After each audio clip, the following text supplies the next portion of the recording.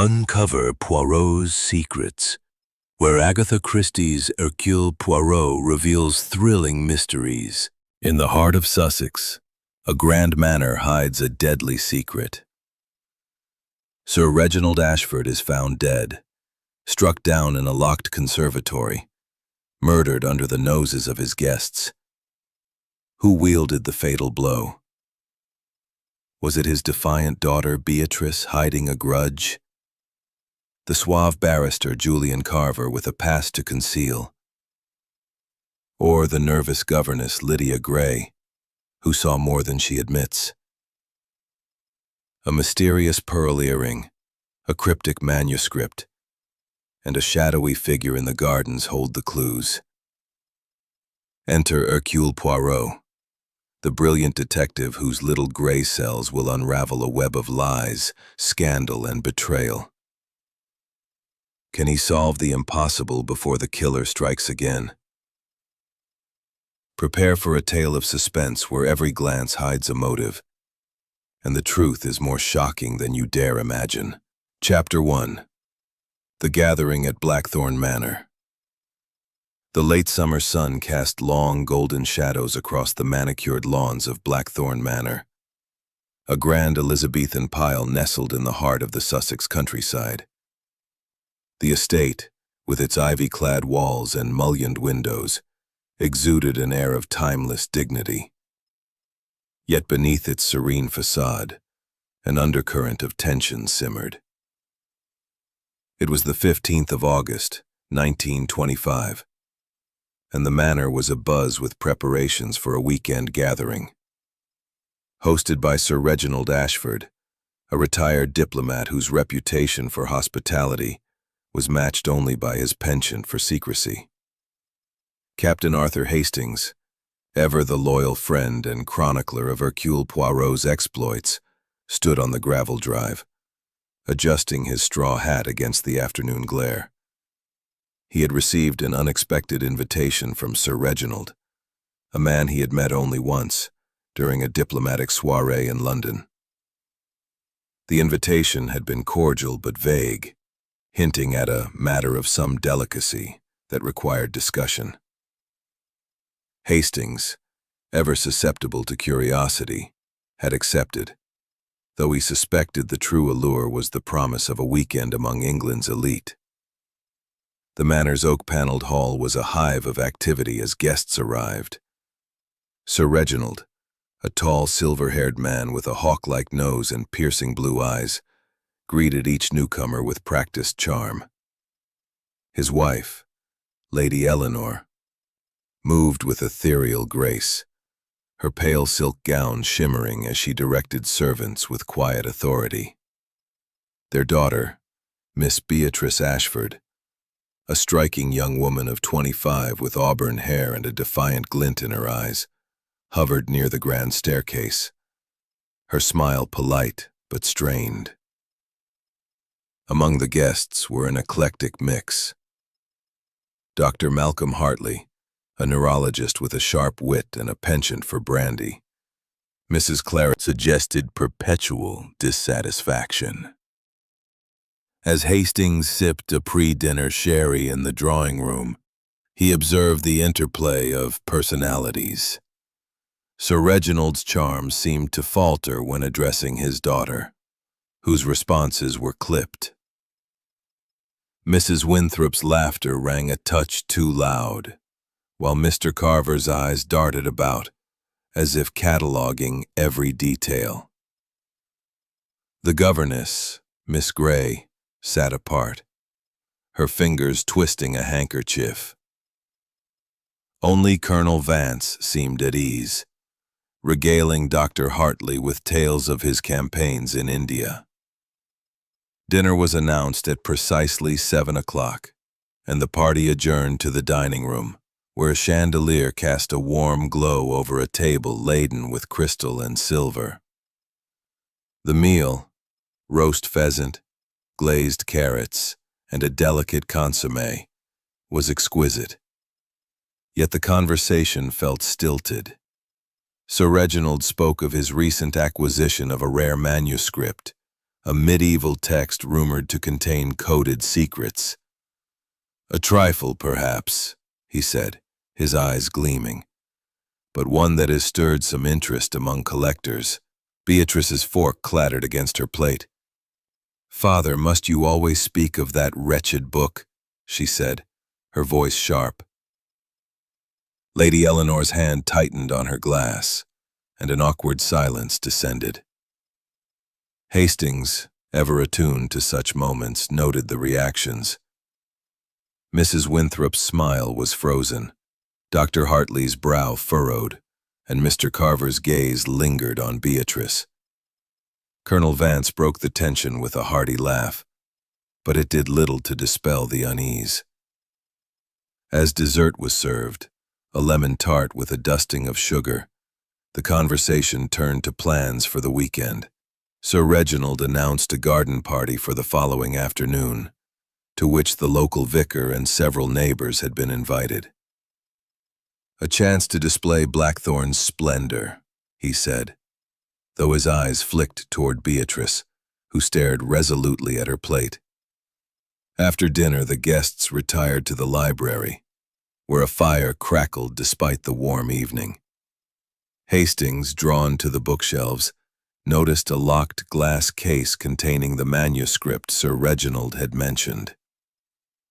Its leather cover was worn, its pages yellowed, and a faint air of mystery clung to it. He was about to inquire further when a scream shattered the quiet.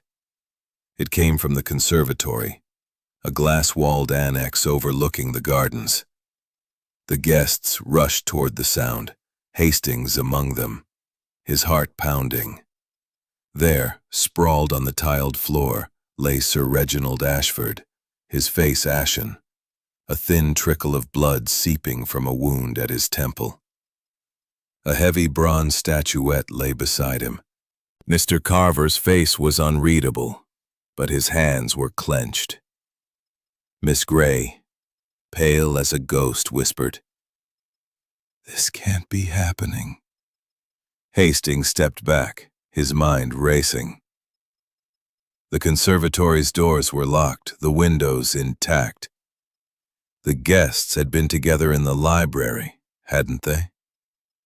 He recalled a brief moment when Beatrice had excused herself to fetch a shawl, and Mr. Carver had stepped out to take the air. Had anyone else left the room unnoticed? As the servants scurried and the guests murmured in shock, Hastings felt a familiar pang of curiosity. This was no ordinary tragedy. The locked conservatory, the manuscript, the strained glances at dinner, all pointed to a puzzle that demanded solving. He reached into his pocket where a telegram from Hercule Poirot lay folded. The detective had promised to join him tomorrow, citing a prior engagement in London. Hastings resolved to wire him at once, for if anyone could unravel this tangled web, it was Poirot. The police arrived within the hour, led by Inspector Grayson, a dour man with a penchant for jumping to conclusions. He surveyed the scene, noting the statuette and the locked doors. "A clear case of foul play," he declared. "Someone in this house struck Sir Reginald down. I'll have statements from everyone by morning." Hastings, standing by the conservatory's glass wall, gazed out at the darkened gardens. The moon cast eerie shadows, and he wondered what secrets Blackthorn Manor held. Sir Reginald's death was no random act. It was calculated, deliberate, and rooted in the tensions he had sensed all evening. The manuscript, Beatrice's outburst, the guarded glances, all were pieces of a larger mosaic. As the guests were shepherded back to the library, Hastings overheard Mrs. Winthrop whisper to Dr. Hartley, "He knew too much, didn't he?" The doctor's reply was inaudible, but his expression was grim. Miss Gray, meanwhile, lingered by the door, her handkerchief now a crumpled ball in her hand. Hastings made his way to the telephone in the hall, his fingers trembling as he dialed Poirot's London number. The line crackled, and a familiar voice answered, its Belgian accent crisp despite the late hour. "Mon ami, what is this urgency?" Poirot asked. "A murder, Poirot," Hastings replied. "Sir Reginald Ashford is dead, and I fear this is only the beginning." There was a pause, then Poirot's voice calm and resolute. "I shall take the first train to Sussex." "Fear not, Hastings. The little gray cells, they are already at work." Ashford had been sequestered in the library under the watchful eye of Inspector Grayson's constable.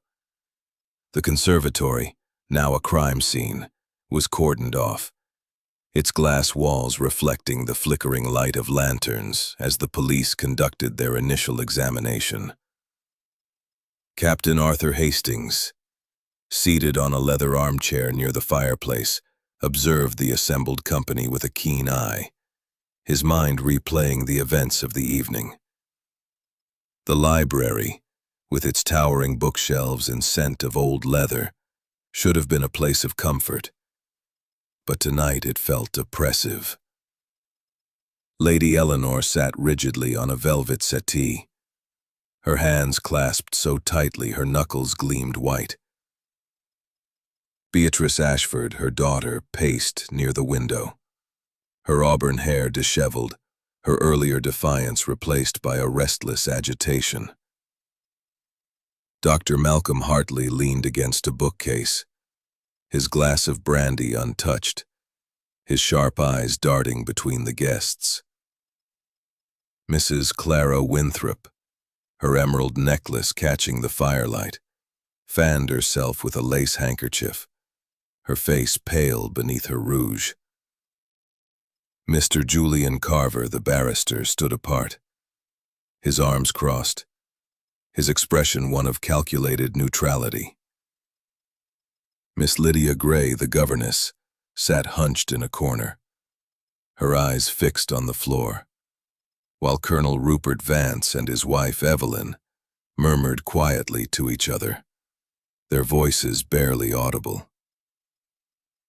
Inspector Grayson, a man of middle years with a stern jaw and a propensity for bluntness, entered the library, his notebook in hand.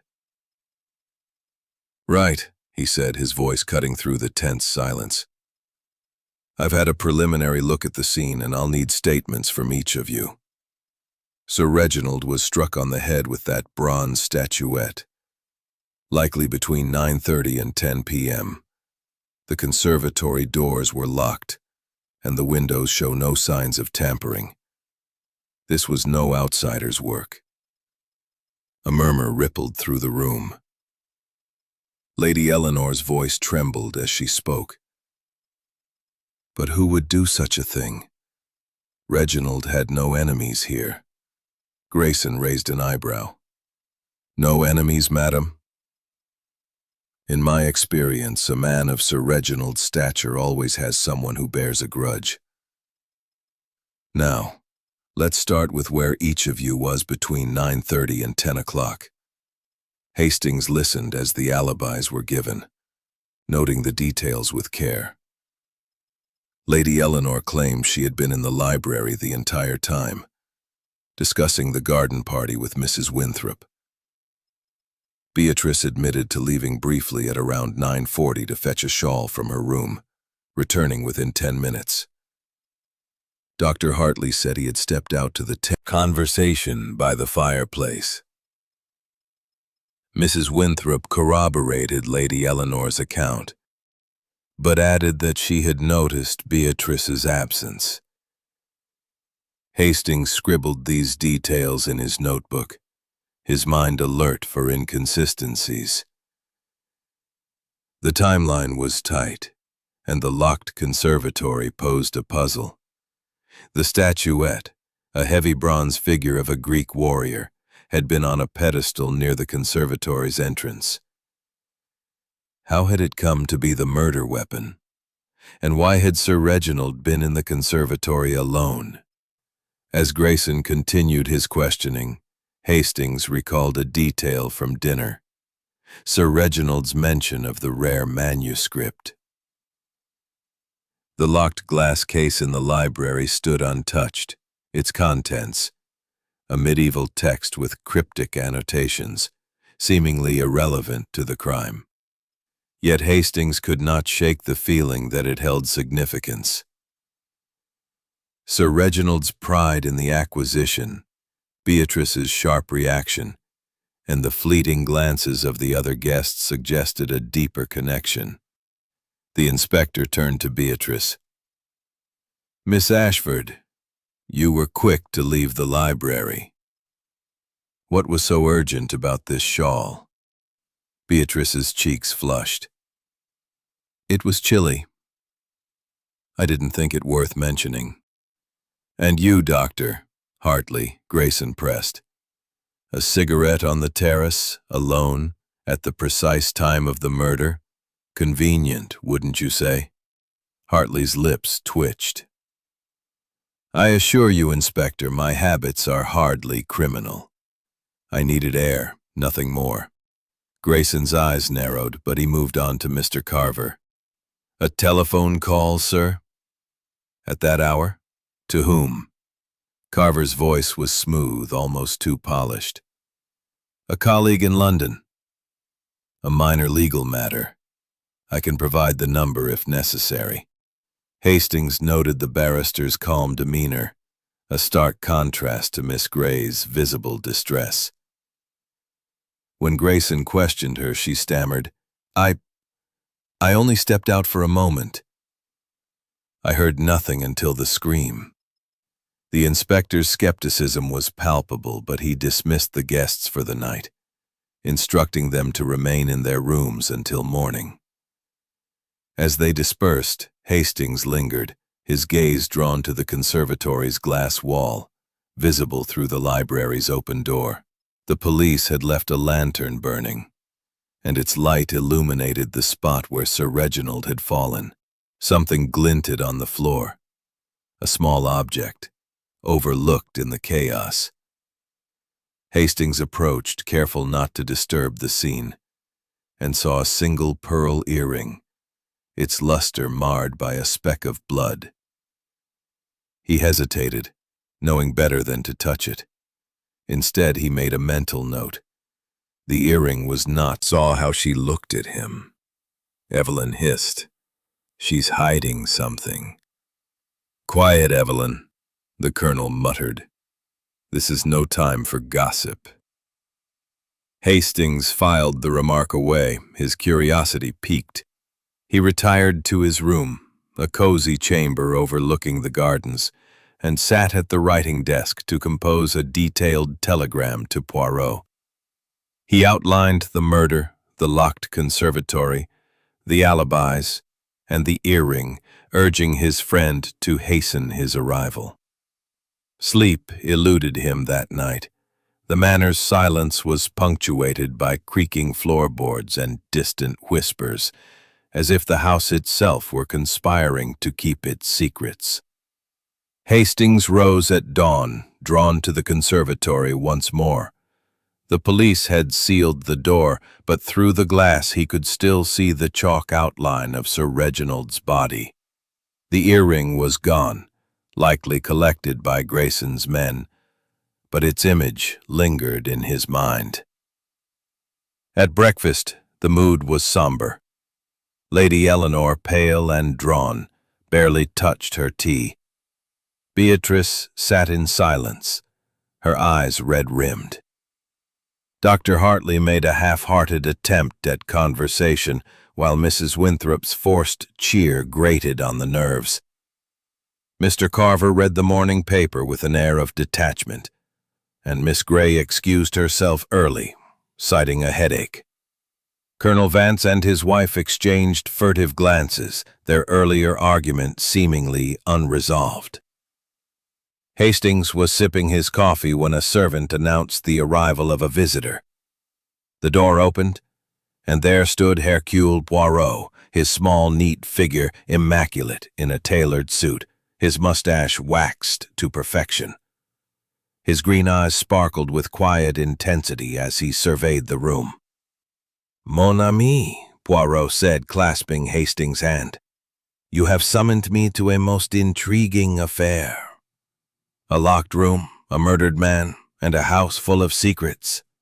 C'est magnifique. Tell me everything." Hastings recounted the events from the dinner to the discovery of the body, the alibis, and the mysterious earring. Poirot listened, his head tilted, his fingers steepled. "The earring, Hastings," he mused. "It is a detail most curious. And this manuscript, why does it provoke such unease? We shall see." As the guests noticed Poirot's arrival, a ripple of unease passed through the room. Lady Eleanor rose, her voice unsteady. "Monsieur Poirot, your reputation precedes you. Can you help us find who did this?"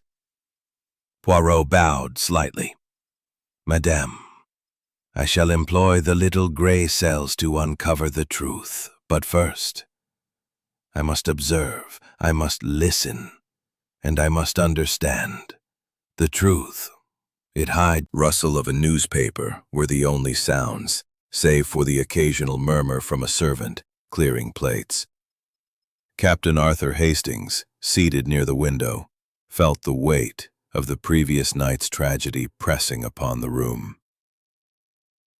Sir Reginald Ashford's murder had left a pall over the manor, and the arrival of Hercule Poirot, announced just moments ago, had stirred a mixture of hope and apprehension among the assembled company. Poirot stood at the threshold of the dining room, his small, fastidious figure a stark contrast to the grandeur of the Elizabethan manor. His black patent leather shoes gleamed, his suit was impeccably tailored, and his mustache, waxed to symmetrical perfection, seemed to bristle with quiet authority. His green eyes, sharp and penetrating, swept over the guests, taking in every detail. Lady Eleanor's trembling hands, Beatrice's red-rimmed eyes, Dr. Hartley's guarded expression, Mrs. Winthrop's forced smile, Mr. Carver's calculated stillness, Miss Grey's nervous fidgeting, and the Vances' whispered exchange. "Bonjour, mesdames et messieurs," Poirot said, his voice smooth yet commanding. "I am Hercule Poirot, and I have been summoned by my friend Captain Hastings to assist in the matter of Sir Reginald Ashford's most unfortunate demise. I assure you, the truth shall be uncovered, for it is the way of Poirot to leave no stone unturned." Lady Eleanor rose, her pale face drawn. "Monsieur Poirot, we are grateful for your presence. This tragedy has left us all in shock. Can you truly find the culprit?" Poirot inclined his head. "Madame, the little gray cells, they are already at work. But I must ask for your patience and your cooperation. The truth, it hides in the details, the glance, the word, the moment unnoticed by others." Inspector Grayson, who had joined the group after a morning inspection of the conservatory, snorted softly. "Details, eh? I've got a locked room, a murder weapon, and a house full of suspects. That's enough to start with. Let's not complicate things, Mr. Poirot." Poirot's smile was polite but unyielding. "Inspector, simplicity is the enemy of truth. The locked room, it is but a stage.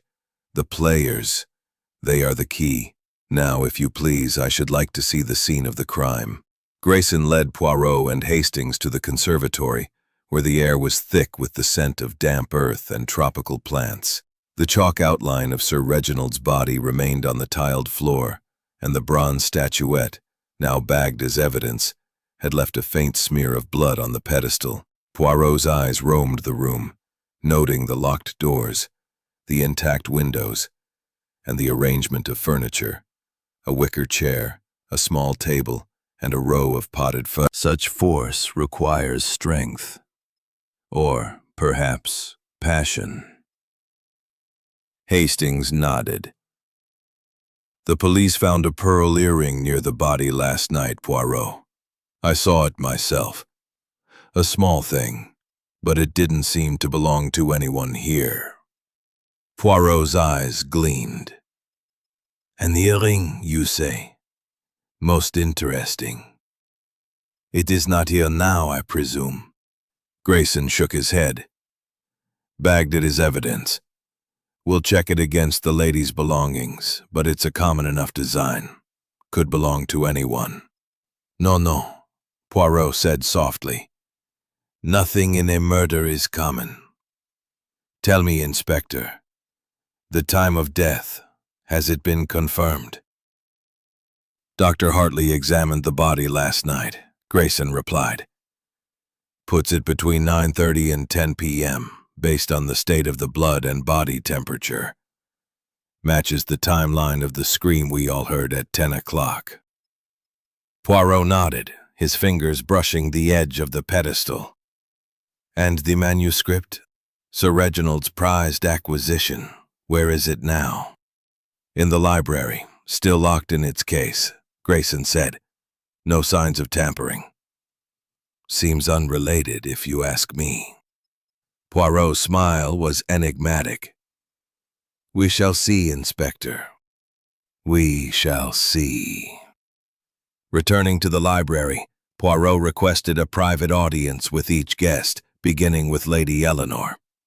She sat opposite him, her composure fraying as she recounted the evening. Reginald was in high spirits, she said, her voice catching. He loved hosting, you know. This manuscript, it was his latest obsession. He said it held secrets, but I never paid it much mind. And your daughter, Miss Beatrice? Poirot asked gently. She seemed distressed at dinner when the manuscript was mentioned. Lady Eleanor hesitated. Beatrice is spirited. She and her father often disagreed. He wanted her to marry well, but she has her own ideas. It was nothing more than their usual friction. Poirot's eyes narrowed slightly, but he moved on, thanking her courteously. Next came Beatrice, whose defiance had returned. I didn't kill my father, Monsieur Poirot, she said, her voice sharp. Yes, we argued. About his plans for me. About that wretched manuscript. He thought it would secure our legacy, but I thought it was dangerous. He wouldn't listen. Dangerous, mademoiselle? Poirot asked, leaning forward. In what way? Beatrice bit her lip. I can't say. It's just a feeling. He was meeting someone about it, someone he wouldn't name. That's all I know. Dr. Hartley was next, his demeanor cool but guarded. I was on the terrace, smoking, as I told the inspector. He can't imagine who would do this. He was so charming, so generous. Mr. Carver's interview was brief but telling. I made a call to my clerk in London, he said, his voice smooth. A matter of a case I'm preparing. I was back in the library before the scream. Sir Reginald and I had no quarrel, though I'll admit his obsession with that manuscript seemed excessive. Miss Grey, pale and trembling, could barely meet Poirot's gaze. I was in the powder room, she whispered. I didn't see anything. I don't know why anyone would hurt Sir Reginald. He was kind to me. Colonel Vance and his wife presented a united front, claiming they had been together all evening. We were by the fire, discussing old times, the colonel said gruffly. Didn't notice much else until the scream. Poirot listened to each account, his expression unreadable, his questions gentle but probing. When the interviews concluded, he drew Hastings aside. Mon ami, this is a puzzle of many layers. The alibis, they are too neat, too convenient. And this earring, it is a thread we must follow. But first, I must see this manuscript. In the library, Poirot examined the locked glass case. The manuscript, its leather cover embossed with faded gilt, lay untouched. "It is curious, Hastings," he said, tapping the glass. "Sir Reginald spoke of secrets, yet this book remains undisturbed. Why then was he killed in the conservatory? What drew him there?" As they returned to the dining room, a servant approached, holding a telegram. "For you, Monsieur Poirot," he said. Poirot read it quickly, his face darkening. "It is from my contact in London," he said to Hastings. "Sir Reginald was negotiating the sale of the manuscript to an unknown buyer. The deal was to be finalized this weekend." Hastings' eyes widened. "Then the murder?" "Oui, Hastings," Poirot said, his voice low. "It is no coincidence. Someone in this house knew of this deal, and someone did not wish it to proceed. We must tread carefully, for the killer is among us, watching, waiting." As Poirot turned to address the guests, his gaze lingered on each face, searching for the flicker of guilt that would betray the murderer. The game of deduction had truly begun. Chapter 4. The Questions Begin. The morning light streamed through the tall windows of Blackthorn Manor's library, casting intricate patterns on the polished oak floor. The air was thick with the scent of old books and the faint tang of wood smoke from the previous night's fire. Hercule Poirot, seated at a mahogany writing desk, had arranged for a series of private interviews with the guests, determined to unravel the tangled web of alibis and motives surrounding Sir Reginald Ashford's shadow loomed over the manor, a constant reminder of the crime. Poirot's method was meticulous, his questions designed to probe not just facts, but the psychology of each suspect. He began with Lady Eleanor, whose pale face and trembling hands betrayed her grief. "Madame," Poirot said, his voice gentle yet precise, "you have said you were in the library with Mrs. Winthrop at the time of the murder. Yet I observe that your eyes, they carry a weight of knowledge unspoken. What is it that troubles you?" Lady Eleanor's lips parted, but she hesitated. I don't know what you mean, Monsieur Poirot. I told the inspector everything. Clara and I were planning the garden party. We heard nothing until the scream." Poirot's mustache twitched slightly. "And yet, Madame, you did not notice your daughter's absence? Or Mr. Carver's? Or Dr. Hartley's?" "The library, it is large, but not so large that such comings and goings escape notice." Her fingers tightened on her lace handkerchief. "I was distracted. Reginald's death, it's all so dreadful. I wasn't paying attention to who came or went." Poirot nodded, his eyes never leaving her face. "And the manuscript, Madame. Your husband spoke of it with pride. Did he share its secrets with you?" Lady Eleanor's gaze flickered to the locked glass case. "He said it was valuable, that it contained coded messages from centuries past.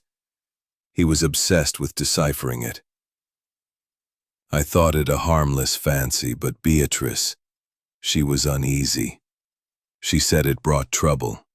"Trouble, Madame?" Poirot leaned forward. "What kind of trouble?" "I don't know," Lady Eleanor said quickly. "She wouldn't say.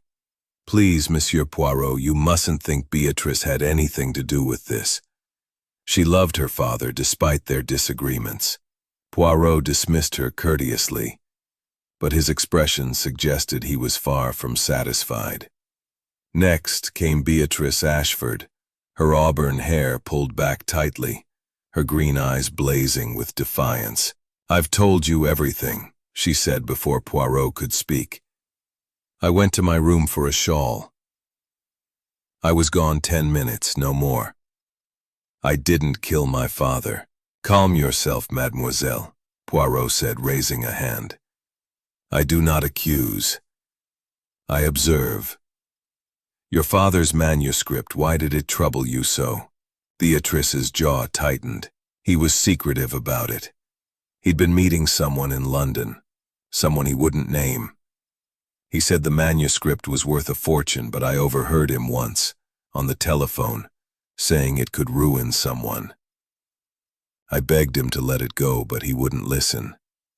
Last night, did you see anyone near the conservatory when you returned with your shawl? Beatrice hesitated, then shook her head. No one. But I wasn't looking. I was upset. Father and I had argued again at dinner. Dr. Malcolm Hartley was next, his sharp features composed, but his eyes wary. I've nothing to hide, Monsieur Poirot, he said, lighting a cigarette. I was on the terrace, smoking, as I told the inspector. I saw no one, heard nothing until the scream. Poirot's gaze lingered on the cigarette. You smoke a particular brand, Doctor. Turkish, no? The scent is distinctive, yet I noticed no such scent in the conservatory. Tell me, did you know of Sir Reginald's manuscript? Hartley exhaled a plume of smoke. He mentioned it at dinner. A medieval text, supposedly coded. Valuable, no doubt, but I'm no collector. My interest lies in the human mind, not old books. And Sir Reginald's mind? Poirot asked. Did it trouble you? Hartley's lips twitched. He was under strain. I noticed it at dinner. His hands shook slightly.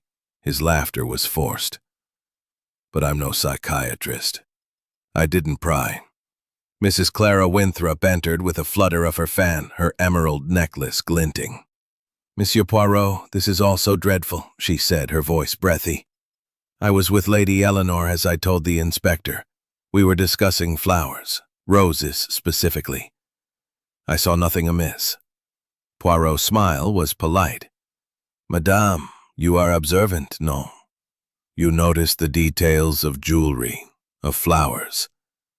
Did you notice, perhaps, a pearl earring on the conservatory floor? Mrs. Winthrop's fan paused. An earring? No, I didn't. I wasn't near the conservatory. Why do you ask?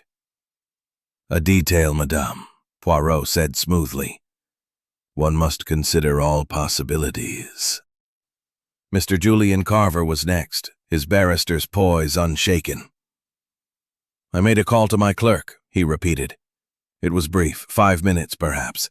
I returned to the library before the scream. Sir Reginald and I had no quarrel, though I advised him against flaunting that manuscript. It attracted the wrong sort of attention. And what sort, monsieur? Poirot asked. Carver shrugged. Collectors, opportunists. He was careless, talking openly about its value. I told him to be discreet, but he laughed it off. Miss Lydia Gray, the governess, was visibly shaken, her hands twisting her handkerchief. I was in the powder room, she whispered. I heard nothing. Sir Reginald was kind to me. He gave me a job when no one else would. I can't imagine who would do this. Poirot's voice softened. Mademoiselle, you are nervous. Mrs. Vance nodded. It's true. We were together. But I did notice Beatrice leave, and Mr. Carver and Miss Gray, she was gone for a bit too. Poirot thanked them, then turned to Hastings. Mon ami, the alibis, they are like a tapestry, woven tightly, yet with threads that do not match. The earring, the manuscript, the secret meetings. These are the clues we must follow. As the interviews concluded, Poirot requested to see the conservatory again. Inspector Grayson grudgingly allowed it. Poirot examined the pedestal where the statuette had stood, noting its position relative to the door. The statuette was moved, he murmured. But how? And why was Sir Reginald here alone? Hastings mentioned the telegram Poirot had received. You said Sir Reginald was negotiating the manuscript's sale. Could the buyer be involved? Possible, Hastings, Poirot said. But the buyer is not here, I think. No, the motive lies within this house. The earring, it is a woman's, no? Yet none admit to owning it. And the manuscript, why has it not been touched? As they returned to the library, Poirot paused by the glass case. He tapped it thoughtfully. The key to this case, Hastings, lies not in what we see, but in what we do not. Someone in this house knows more than they say. We must watch, we must listen, and we must wait for the slip that reveals the truth. The day wore on, the guests restless under Poirot's scrutiny. Hastings sensed the tension mounting like a storm gathering over Blackthorn Manor. Poirot, however, remained serene, his little gray cells working tirelessly to unravel the mystery. The afternoon sun hung low over Blackthorn Manor, its golden rays doing little to dispel the chill that had settled over the house. The guests, confined to the manor by Inspector Grayson's orders, moved restlessly through the drawing room and library, their polite facades fraying under the weight of suspicion. Hercule Poirot, ever the calm center of the storm, sat in a high-backed chair near the library's fireplace, his notebook open, his green eyes scanning the room with quiet intensity. Captain Arthur Hastings, stationed by the window, watched the interplay of glances and whispers, sensing that the murderer was among them, cloaked in deception. Inspector Grayson, with his blunt manner and penchant for quick conclusions, had taken a particular interest in Beatrice Ashford.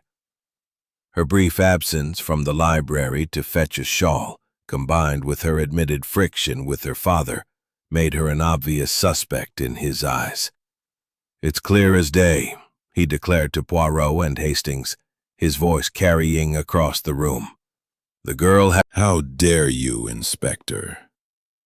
I loved my father, even if we disagreed. I would never—" Her voice broke and she turned away, her shoulders trembling. Lady Eleanor rose, her voice sharp. "Inspector, you will not accuse my daughter without proof. Beatrice was back in the library before the scream. We all heard it." Grayson's eyes narrowed. "Then explain the timeline, madam." "She was gone long enough to do it. And that earring we found, small, pearl, like the ones young ladies wear." "Care to explain that, Miss Ashford?" Beatrice's hand flew to her ear, then dropped. "I don't wear earrings like that. I never have." "You're grasping at straws." Poirot, who had been listening in silence, raised a hand. "Inspector, if I may. The earring. It is a detail most curious, but it does not point solely to Mademoiselle Ashford. And the statuette.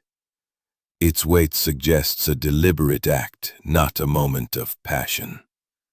We must consider all possibilities, no?"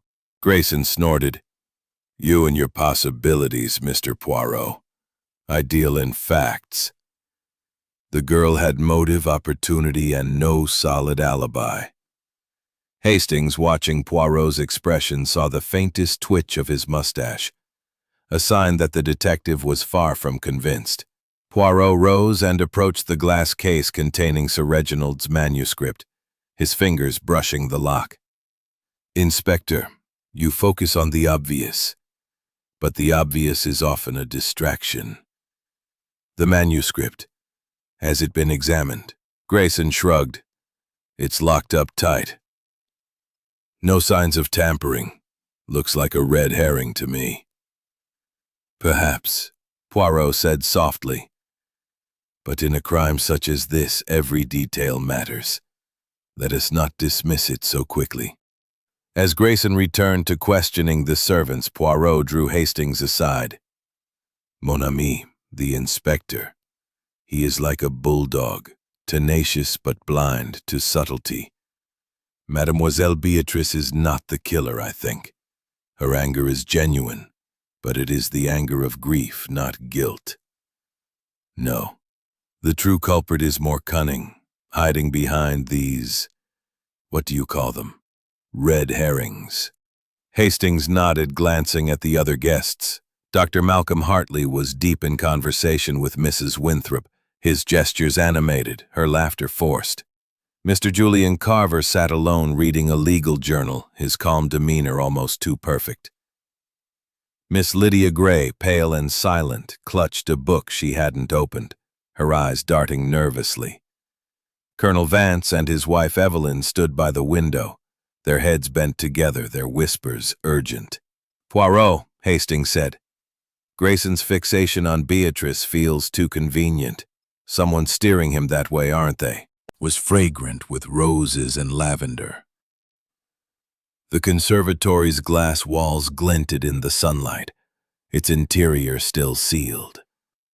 Poirot circled the structure, his eyes scanning the gravel path, the flower beds, and the windows.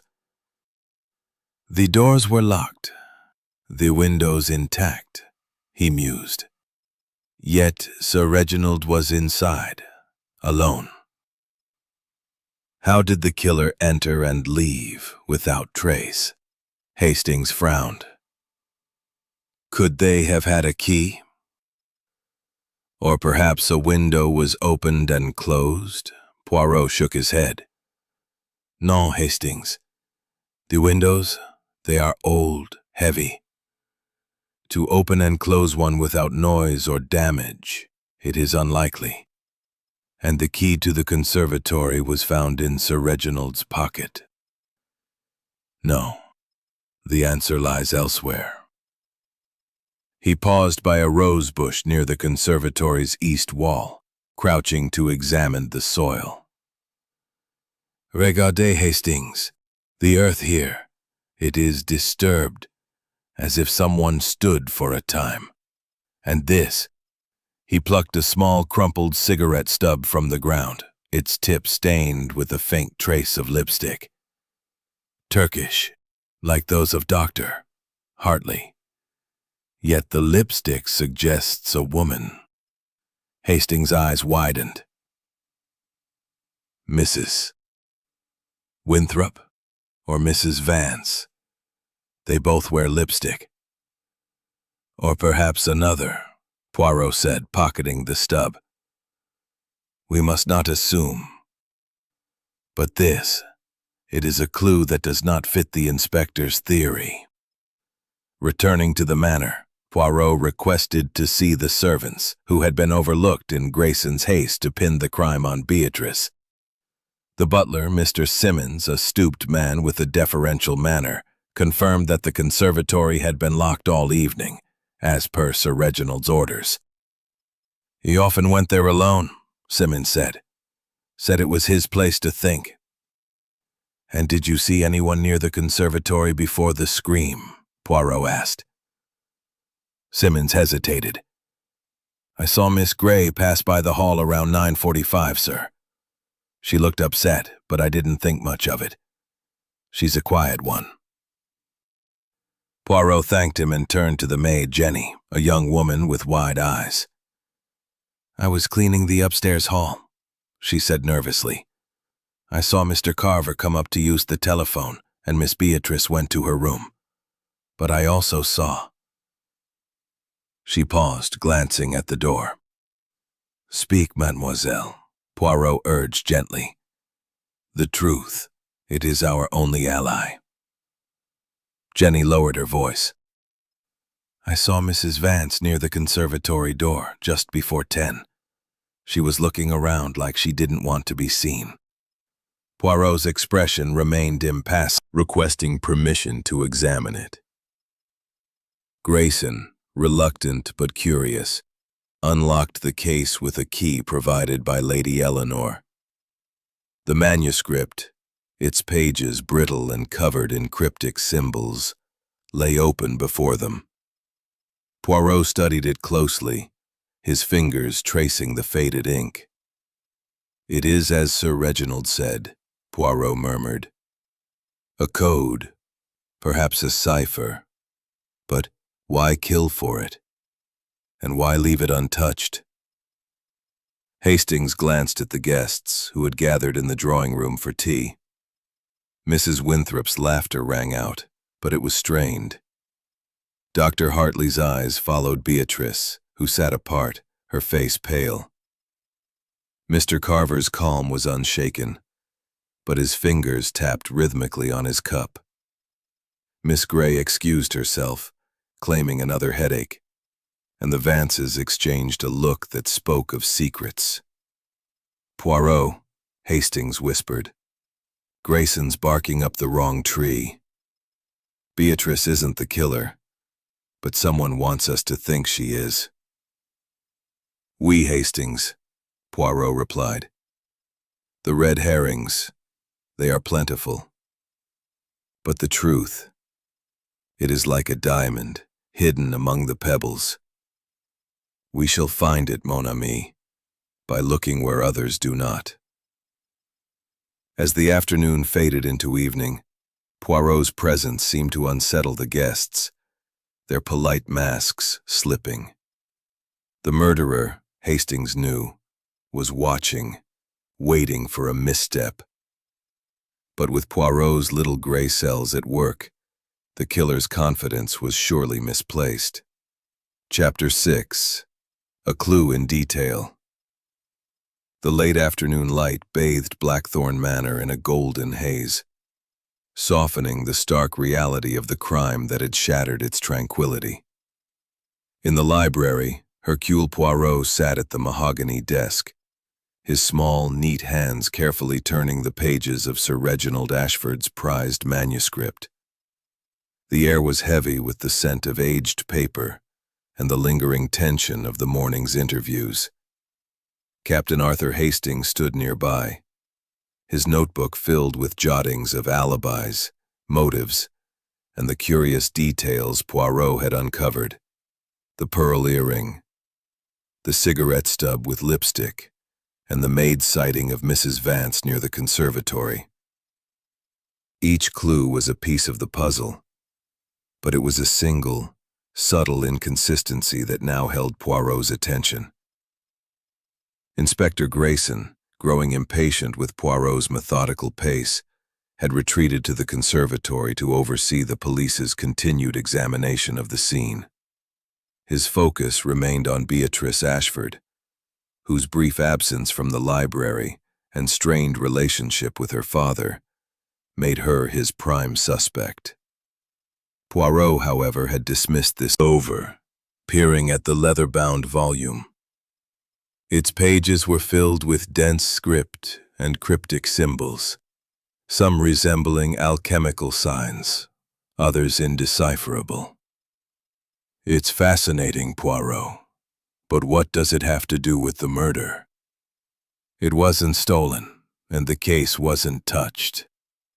"Précisément," Poirot said, his eyes gleaming. "Why kill a man for a treasure and leave it behind? Unless the treasure is not the manuscript itself, but what it conceals." Sir Reginald spoke of secrets, of a buyer. But what if the secret was not in the pages, but in what he discovered? Hastings frowned. "You mean he found something dangerous?" "Oui, Hastings. And this morning, I observed a detail most curious. Come, let us return to the conservatory." They slipped out of the library, avoiding the guests who were gathered in the drawing room for an awkward afternoon tea.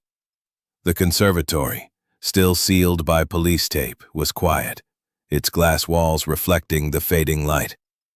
Poirot stepped carefully around the chalk outline of Sir Reginald's body, his eyes scanning the tiled floor, the wicker furniture, and the potted ferns. He paused by the small table near the pedestal where the bronze statuette had stood. "Here, Hastings," he said, pointing to the table's edge. "Do you see?" Hastings squinted. There, barely visible, was a faint smudge, a fingerprint in what appeared to be ink, black and slightly smeared. "Ink? From the manuscript?" Perhaps, Poirot said. But the manuscript was locked away. Sir Reginald was not handling it last night. So where does this ink come from? And why is it here, near where he fell? Hastings' mind raced. Someone else was handling something inked, perhaps a letter. A note? Poirot nodded. Or a pen, used in haste. The statuette was heavy, no? To strike with such force requires effort, yet the scene is orderly. No struggle, no disarray. The killer was calm, deliberate.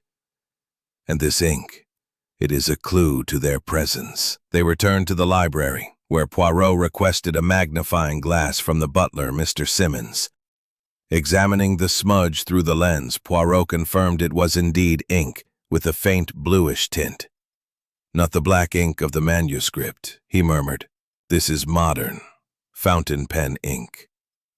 Someone was writing, or holding a pen before the murder. Hastings recalled the interviews. Mr. Carver said he was on the telephone, but could he have been writing something? Or Miss Gray, she's a governess. She might use a pen often, possible, Poirot said. But we must also, who was lighting another Turkish cigarette. Doctor, Poirot said, you are a man of science, observant. Did you notice anyone with ink on their hands last night? Hartley's eyes narrowed slightly. Ink? No, I didn't. I was on the terrace, as I said. But I did see Beatrice leave the library, looking upset. And Carver, he was pacing in the hall, not just on the telephone. Poirot thanked him and moved to Mrs. Winthrop, whose fan fluttered nervously. Madame, you are a woman of elegance. Do you wear pearl earrings? Mrs. Winthrop touched her ears, where emerald studs gleamed. Not last night, Monsieur Poirot. I prefer these. Why do you ask? A detail, Poirot said smoothly. And tell me, did you see anyone near the conservatory before the scream? She hesitated. I was with Lady Eleanor, but I did see Miss Gray slip out. She looked frightened, I thought. Poirot's next conversation was with Miss Lydia Gray, whose pale face and trembling hands made her seem on the verge of collapse. Mademoiselle, he said gently, you were in the powder room, you say. But Mrs. Winthrop saw you leave the library, and the maid saw you near the hall. Can you explain? Miss Gray's eyes filled with tears. I was upset. I needed air, but I didn't go far. I swear I didn't go to the conservatory. And ink, mademoiselle, Poirot said. Do you use a fountain pen? Her hands froze. A pen? Yes, I write lessons for the children I teach. But I didn't have one last night. Poirot dismissed her gently, then turned to Hastings. The ink, the cigarette, the earring. These are not accidents. Someone is weaving a false trail. But they cannot hide from Hercule Poirot. As evening approached, Poirot requested a private moment with Lady Eleanor. Madame, your husband's manuscript, did he keep a notebook perhaps where he recorded his findings? Lady Eleanor nodded slowly. He had a small journal, leather-bound, where he jotted notes about the manuscript. I haven't seen it since yesterday. Poirot's eyes sharpened. And where was it kept? In his study, usually, she said, but he carried it with him sometimes.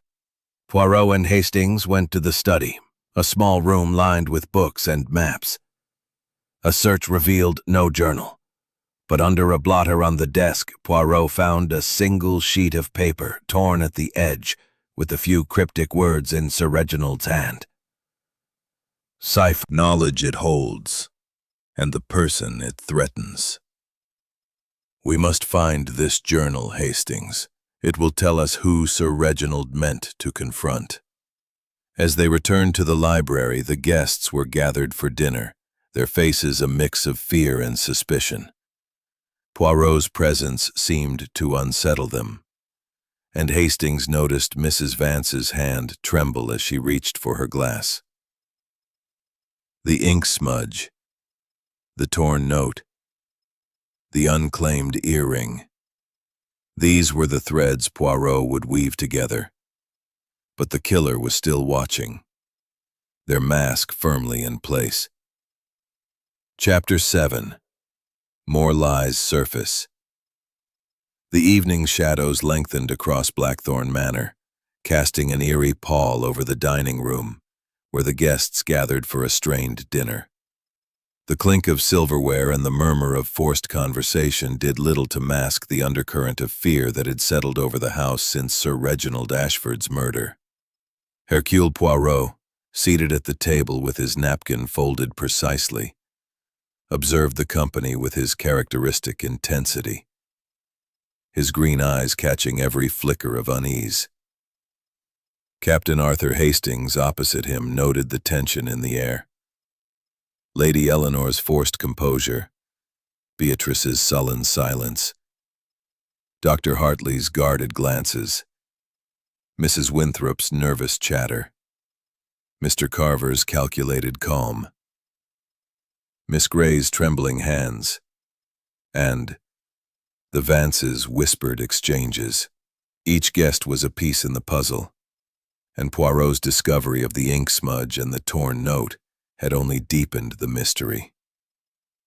The meal, roast lamb with rosemary, served with a chilled chablis, was impeccable, but the atmosphere was anything but convivial. Inspector Grayson, who had joined the dinner at Lady Eleanor's insistence, sat at the head of the table, his blunt demeanor clashing with the manor's refined elegance. His focus remained on Beatrice, whom he questioned relentlessly about her whereabouts and her argument with her father. "Miss Ashford," he said, his voice carrying, "you say you were gone for a shawl, but 10 minutes is long enough to slip into the conservatory and back. Care to revise your story?"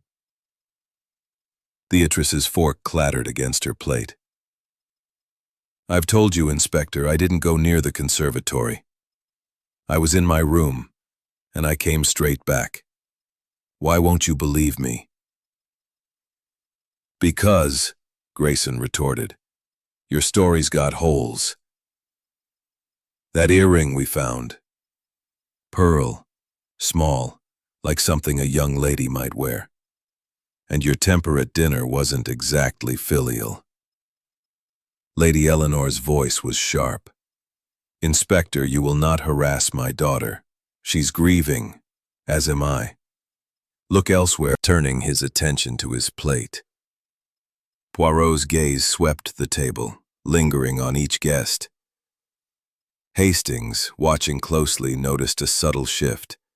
Mrs. Winthrop's fan fluttered faster, Doctor. Hartley's fingers tightened on his glass, and Mr. Carver's calm seemed to waver for a moment. Miss Grey, pale as ever, excused herself abruptly, muttering about a headache. As the dessert, a delicate crème brûlée, was served, Poirot turned to Colonel Vance. "Colonel, you and Madame Vance were by the fire, you say, discussing old times. Yet the maid, Jenny, saw Madame Vance near the conservatory door just before 10. Can you explain this discrepancy?" Mrs. Vance's spoon froze midway to her mouth, and a flush crept up her neck. "The maid must be mistaken," she said quickly. "I was with Rupert all evening." "I never went near the conservatory," Colonel Vance nodded vigorously. "Quite right, Evelyn. We were together. The girl's confused. Probably saw someone else." Poirot's smile was polite but unyielding. "The maid. She is young, but her eyes are sharp. And the cigarette stub I found outside the conservatory, Turkish with a trace of lipstick. Madame Vance, do you smoke? Mrs. Vance's eyes widened. I occasionally do, yes, but not last night. I was indoors, as I said. Curieux, Poirot murmured. The lipstick, it matches the shade you wear, no? A detail most interesting. The table fell silent, the guests exchanging uneasy glances. Hastings, his mind racing, recalled the torn note found in Sir Reginald's study. Cipher solved. Danger imminent. Must confront. The words suggested a secret uncovered, a confrontation planned. But with whom? And how did it connect to the cigarette stub, the ink smudge, and the unclaimed earring? After dinner, as the guests retired to the drawing room, Poirot drew Hastings aside. Mon ami, the lies, they multiply like shadows. Madame Vance, she conceals something, as does Mademoiselle Gray, who flees at the first sign of scrutiny. And the note, it tells us Sir Reginald knew a secret worth killing for. We must find his journal. They returned to Sir Reginald's study, searching more thoroughly. Under a pile of papers in a locked drawer, opened with a key provided by Lady Eleanor, Poirot found a small leather-bound journal, its pages filled with Sir Reginald's precise handwriting. The entries detailed his progress in deciphering the manuscript, with notes about a hidden code that revealed a scandal long buried. One entry, dated 2 days, the killer, or saw something. Précisément, Poirot said. And the ink smudge in the conservatory, it matches the pen used for this journal. Someone handled it, or something like it, that night. They returned to the drawing room where the guests were attempting to maintain a veneer of normalcy. Mrs. Winthrop was regaling Dr. Hartley with the story about her travels, but her voice was strained. Mr. Carver sat by the fire, his legal journal open but unread. Colonel Vance and his wife stood apart, their conversation hushed. Beatrice, pale and withdrawn, sat with her mother, while Miss Gray had not returned. Poirot approached Mr. Carver, his tone conversational. Monsieur, you are a barrister, accustomed to secrets. Did Sir Reginald confide in you about his manuscript? Carver's eyes flicked up, his expression guarded. He mentioned its value, nothing more. I advised him to secure it properly. Collectors can be ruthless. And you made a telephone call that night, Poirot said. To a clerk, you say. Yet the hall telephone is near the conservatory door. Did you see anyone there? Carver hesitated, then shook his head. No one. I was focused on my call. Poirot nodded, but his eyes suggested he was unconvinced. He then approached Dr. Hartley, who was sipping brandy. Doctor, you are observant of the human mind. Did Sir Reginald seem anxious about a meeting he planned? Hartley's cigarette paused at his lips. He was on edge, yes. Kept glancing at his watch during dinner. I assumed it was about the manuscript, but he didn't say. As Poirot moved to question Mrs. Winthrop, a commotion erupted at the door. Miss Gray stumbled in, her face ashen, clutching a crumpled letter. Monsieur Poirot, she gasped. I found this in my room. It was slipped under the door. Poirot took the letter, written in a hurried hand on plain paper, with the same bluish ink as the smudge and Sir Reginald's journal. It read, Keep silent, or you'll regret it. The signature was a single initial, X. The room fell silent, all eyes on Miss Gray. I don't know what it means, she whispered. I haven't done anything. Poirot's expression was grave. Mademoiselle, this is a warning from the killer. They know you saw something, or they fear you did. Speak now while you are safe. Miss Gray's knees buckled and she sank into a chair. I saw someone near the conservatory, just before 10. It was dark, but I think it was Mrs. Vance. She was holding something, a paper, maybe. I didn't want to say because Mistake. We Hastings, Poirot said, his voice low. The killer is clever, but not infallible. The ink, the note, the cigarette. They are threads leading to the same hand. We are close, mon ami. Very close. Chapter 8. The Emotional Turning Point. The atmosphere in Blackthorn Manor had grown taut as a bowstring by the evening of the second day following Sir Reginald Ashford's murder. The grand drawing room with its velvet drapes and flickering firelight seemed to close in on the guests, their polite masks crumbling under the weight of suspicion and fear. Hercule Poirot, seated in a high-backed armchair, observed the scene with his characteristic calm, his green eyes catching every tremor of emotion. Captain Arthur Hastings, standing near the fireplace, felt the tension like a physical force, amplified by the discovery of the threatening note slipped under Miss Lydia Gray's door. The killer was among them, and the facade of civility was beginning to crack.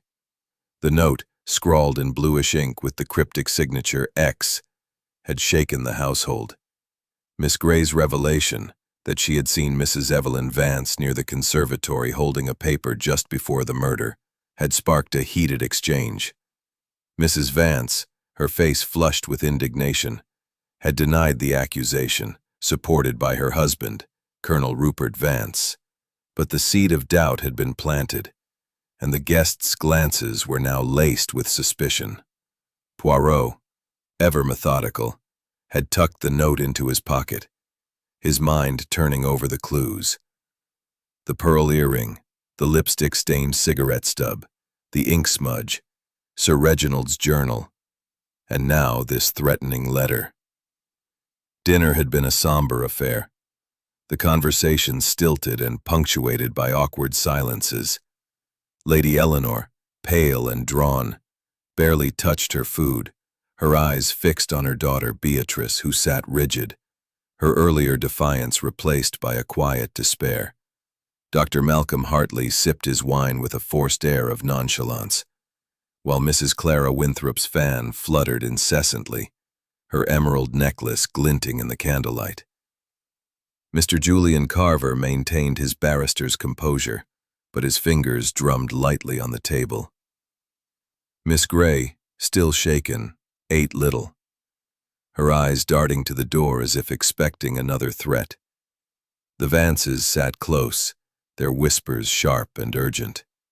As coffee was served, Poirot rose, his small figure commanding the room's attention. "Mesdames et messieurs," he said, his voice clear and deliberate. "The events of this evening have revealed a truth.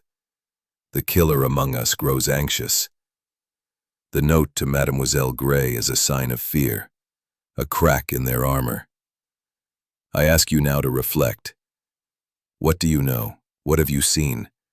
It was Lady Eleanor who broke the silence, her voice trembling, but resolute. "Monsieur Poirot," she said, rising from her chair, "I can no longer bear this. There is something I must confess, though it pains me deeply." The room froze, all eyes on her. Beatrice reached for her mother's hand, her face pale. "Speak, madame," Poirot said gently. "The truth. It is the only path to justice." Lady Eleanor drew a shaky breath. Reginald was not himself these past weeks. He was consumed by that manuscript, but it wasn't just its value. He told me, in confidence, that he had deciphered its code and found evidence of a scandal, a secret from decades ago that could ruin someone in this house. He wouldn't tell me who, but he said he had to act, to confront them. I begged him to let it go, but he was determined. That night, he said he was meeting someone in the conservatory. I should have stopped him. A gasp rippled through the room. Beatrice's eyes widened. "Mother, why didn't you tell me? You let them think I—" Her voice broke, and she turned away, tears streaming down her face.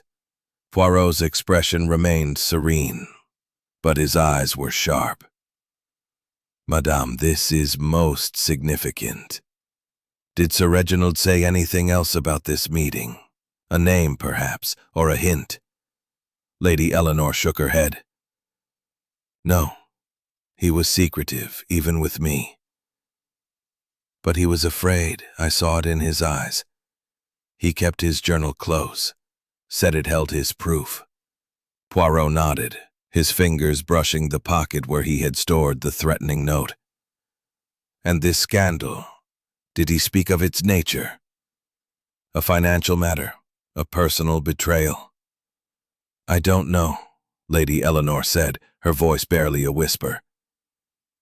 "He only said it was old, buried, but dangerous. He thought it could destroy someone's reputation." The revelation hung in the air, and Hastings saw the guests' reactions shift.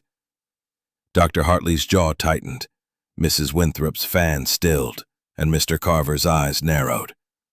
Miss Grey clutched her hands together, while Mrs. Vance whispered urgently to her husband, who shushed her with a glare. Poirot turned to Mrs. Vance. "Madame, you were seen near the conservatory by Mademoiselle Grey and the maid, Jenny.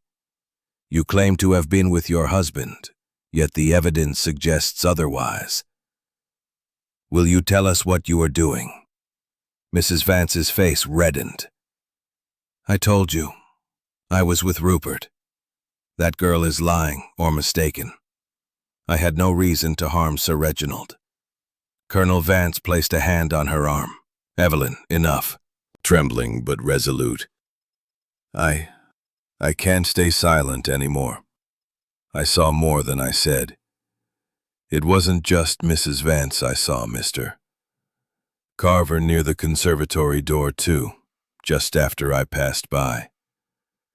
He was holding a paper, and he looked angry." Carver's head snapped up, his calm facade cracking. "That's absurd. I was on the telephone, as I said. Miss Grey, you're mistaken, or you're trying to deflect suspicion." Miss Grey's eyes filled with tears. "I'm not lying. I saw you, and I saw the paper. It looked like a letter, with blue ink." The room erupted in murmurs, and Hastings felt a thrill of excitement. The ink, matching the smudge in the conservatory and Sir Reginald's journal, was a thread tying the clues together. Poirot raised a hand for silence. "Mademoiselle Grey, this is a grave accusation. Can you describe this paper?" "It was small, folded," she said. "I couldn't see the writing, but it was in his hand, and he was gripping it tightly." Carver stood, his voice cold. "This is nonsense." "I made a call, returned to the library, and heard the scream with everyone else. If Miss Grey saw me, she's confused about the time or the place." Poirot's eyes gleamed. "We shall verify, monsieur. The telephone log. It will confirm the time of your call, no? And the paper. Perhaps it is still in your possession." Carver's face tightened, but he said nothing, sitting down with a controlled nod. Poirot turned to the group. "The truth, it is emerging, like a flower from the soil. Someone in this room knows what Sir Reginald discovered, and they killed to keep it hidden. I urge you, speak now, before the net closes." The silence that followed was heavy. broken only by Beatrice's quiet sob. Lady Eleanor embraced her, whispering words of comfort, but the other guests remained still, their secrets locked behind their eyes.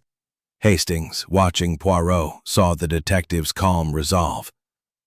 The emotional weight of Lady Eleanor's confession and Miss Grey's revelation had shifted the dynamic, exposing cracks in the killer's carefully constructed facade.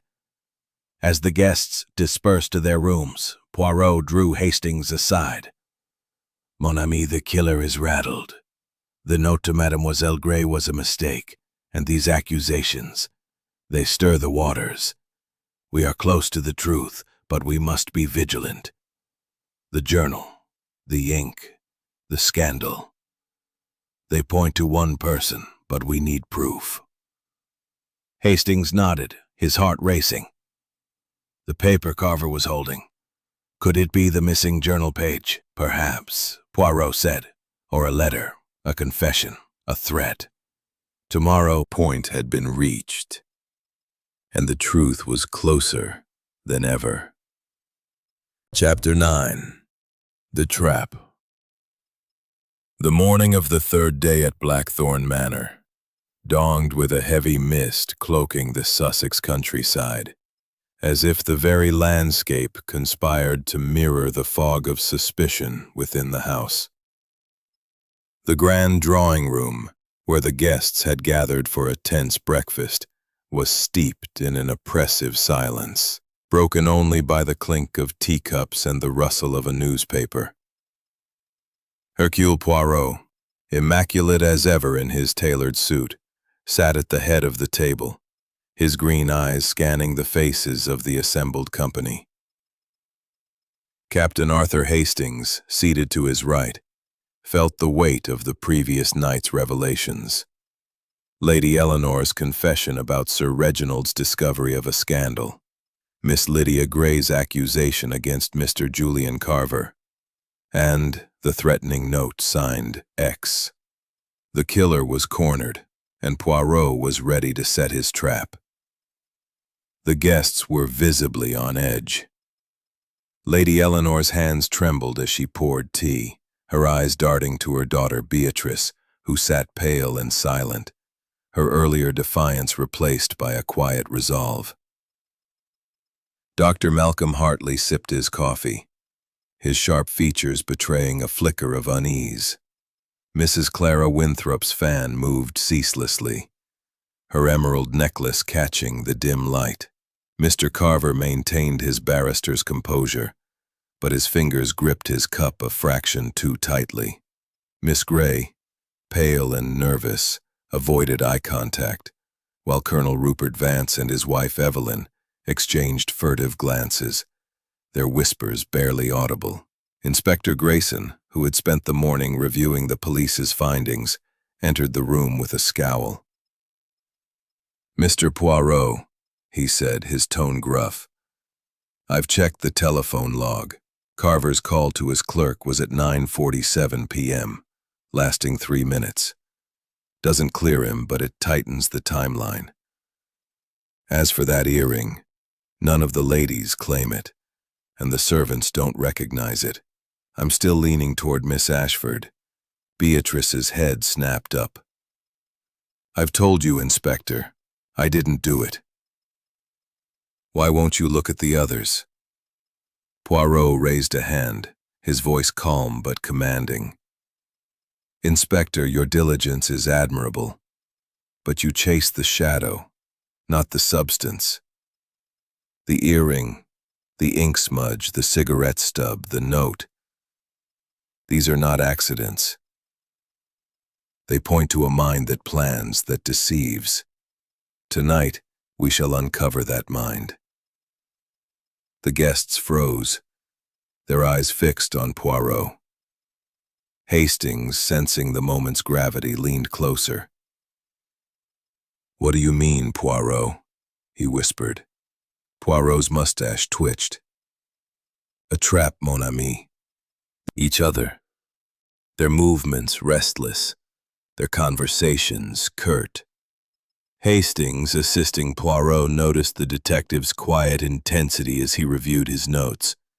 The journal entry about Sir Reginald's planned confrontation, the ink smudge in the conservatory, the cigarette stub with lipstick, and Miss Grey's accusation that Carver had been near the conservatory holding a paper. Poirot had also requested a second look at the manuscript, spending an hour examining its cryptic symbols under a magnifying glass. "It is as I suspected," Poirot murmured to Hastings. "The manuscript's code is not the motive, but what Sir Reginald deduced from it. His journal speaks of a scandal, a name he dared not write. The killer feared exposure, and they acted swiftly." Hastings frowned. "But why the conservatory? And how did they get in and out of a locked room?" Poirot's eyes gleamed. "The locked room, it is a trick of perception. The key in Sir Reginald's pocket was not the only one. There is another, I am certain, and tonight we shall prove it." As evening approached, the guests assembled in the library, their faces a study in apprehension. The room was lit by a chandelier, its warm glow casting long shadows. Poirot stood before the fireplace, the locked glass case containing the manuscript at his side. Inspector Grayson stood by the door, his arms crossed, while Hastings took a seat near the back, his notebook ready. "Mesdames et messieurs," Poirot began, his voice clear and deliberate, "we are gathered to unravel the mystery of Sir Reginald Ashford's death. A man was struck down in a locked conservatory, his life ended by a bronze statuette. The clues, the earring, the ink, the cigarette, the note, point to a calculated act. But the killer made mistakes, and tonight, those mistakes will betray them." He paced slowly, his eyes sweeping the room. "Let us begin with the timeline. At 9:30 p.m., Sir Reginald was alive, seen by the butler entering the conservatory.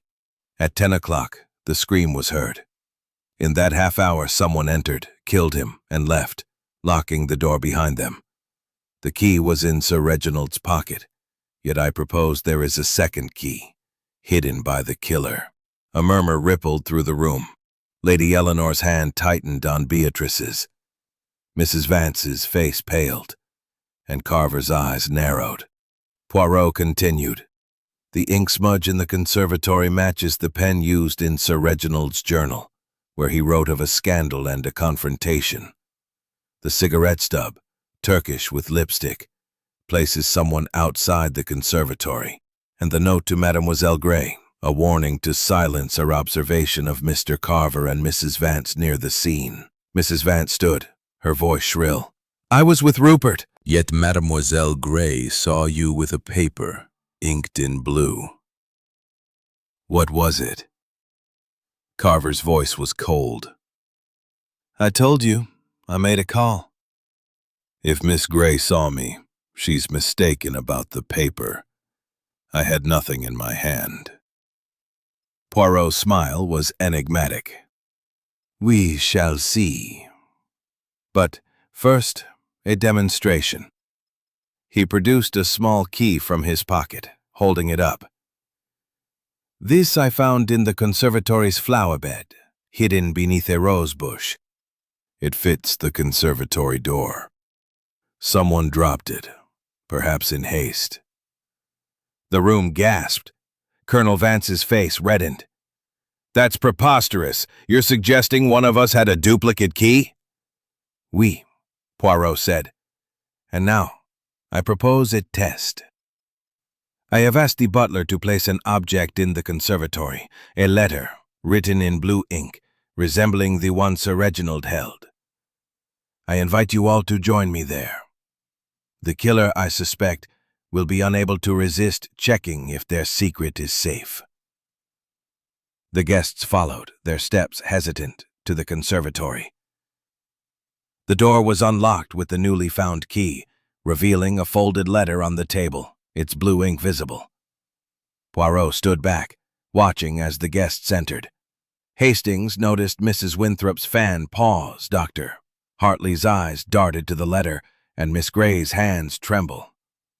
Suddenly, Mr. Carver moved toward the table, his hand reaching for the letter.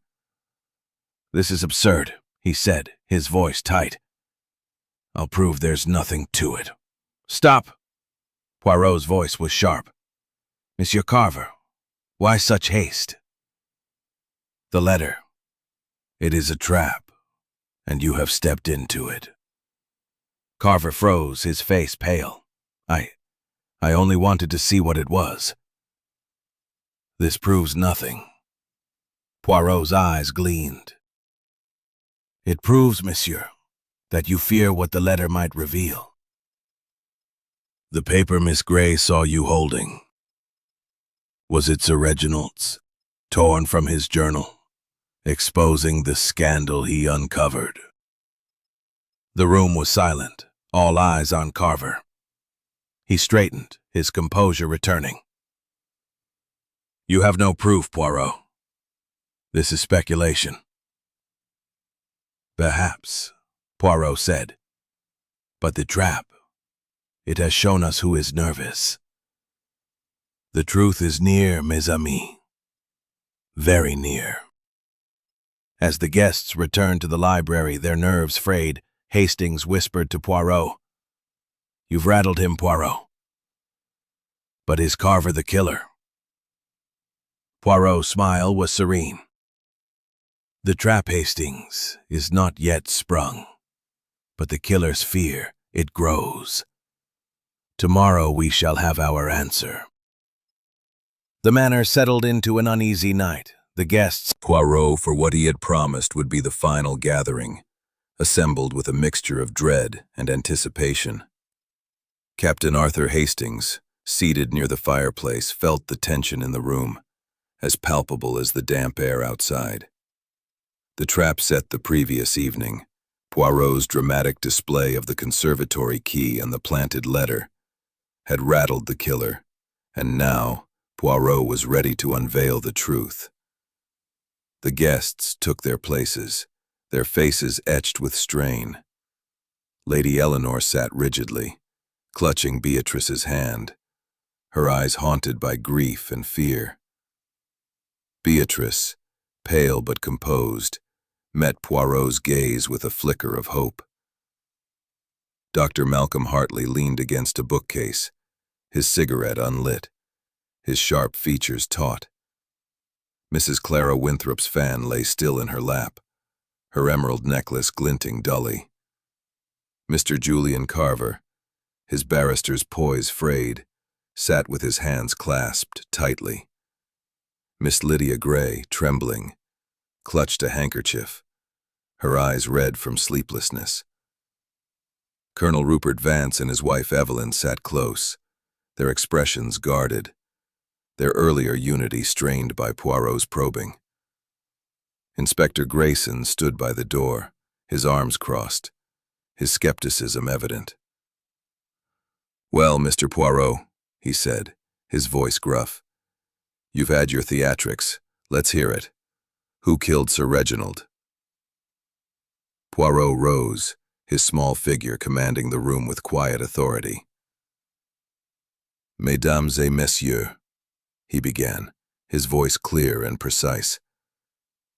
"We have gathered to uncover the truth behind the murder of Sir Reginald Ashford, struck down in a locked conservatory with a bronze statuette. The clues, the pearl earring, the ink smudge, the cigarette stub, the threatening note, the journal, have led us through a maze of deception. But the little gray cells, they do not falter. The truth, it is now clear." He paced slowly, his eyes sweeping the room. "Let us reconstruct the crime. At 9:30 p.m., Sir Reginald entered the conservatory, alone, to meet someone. His journal tells us he had deciphered the manuscript's code, uncovering a scandal that threatened to ruin a name he dared not write. He planned to confront this person at 9:45. By 10 o'clock he was dead, the scream alerting the house. The conservatory was locked, the key in his pocket. How then did the killer enter and escape? The guests leaned forward, their breaths held. Poirot continued. The key I found in the flower bed, a duplicate, dropped in haste, solves the locked room mystery. The killer had access to this key, used it to enter and leave, and discard. Poirot paused, his gaze settling on Mr. Carver. Monsieur Carver, you are a man of law, accustomed to secrets. Miss Gray saw you near the conservatory holding a paper, inked in blue, matching the smudge found on the conservatory table. You claimed to be on the telephone, yet the maid, Jenny, saw you linger in the hall. What was this paper? Carver's face tightened. I told you, Poirot, I had no paper. Miss Gray is mistaken. My call was brief and I returned to the library. Poirot's smile was unyielding. And yet, monsieur, your haste to seize the planted letter last night betrayed your fear. The paper Miss Gray saw was a page from Sir Reginald's journal, was it not? A page that named you. A gasp rippled through the room. Carver stood, his voice cold. This is outrageous. You have no proof. Poirot raised a hand. Patience, monsieur. Let us consider another clue, the cigarette stub, Turkish, with lipstick, found outside the conservatory. Madame Vance, you smoke such cigarettes, and the maid saw you near the conservatory door. You denied it, yet the lipstick matches your shade. Mrs. Vance's face paled. I was with Rupert. I told you I didn't go near the conservatory. Colonel Vance placed a hand on her arm.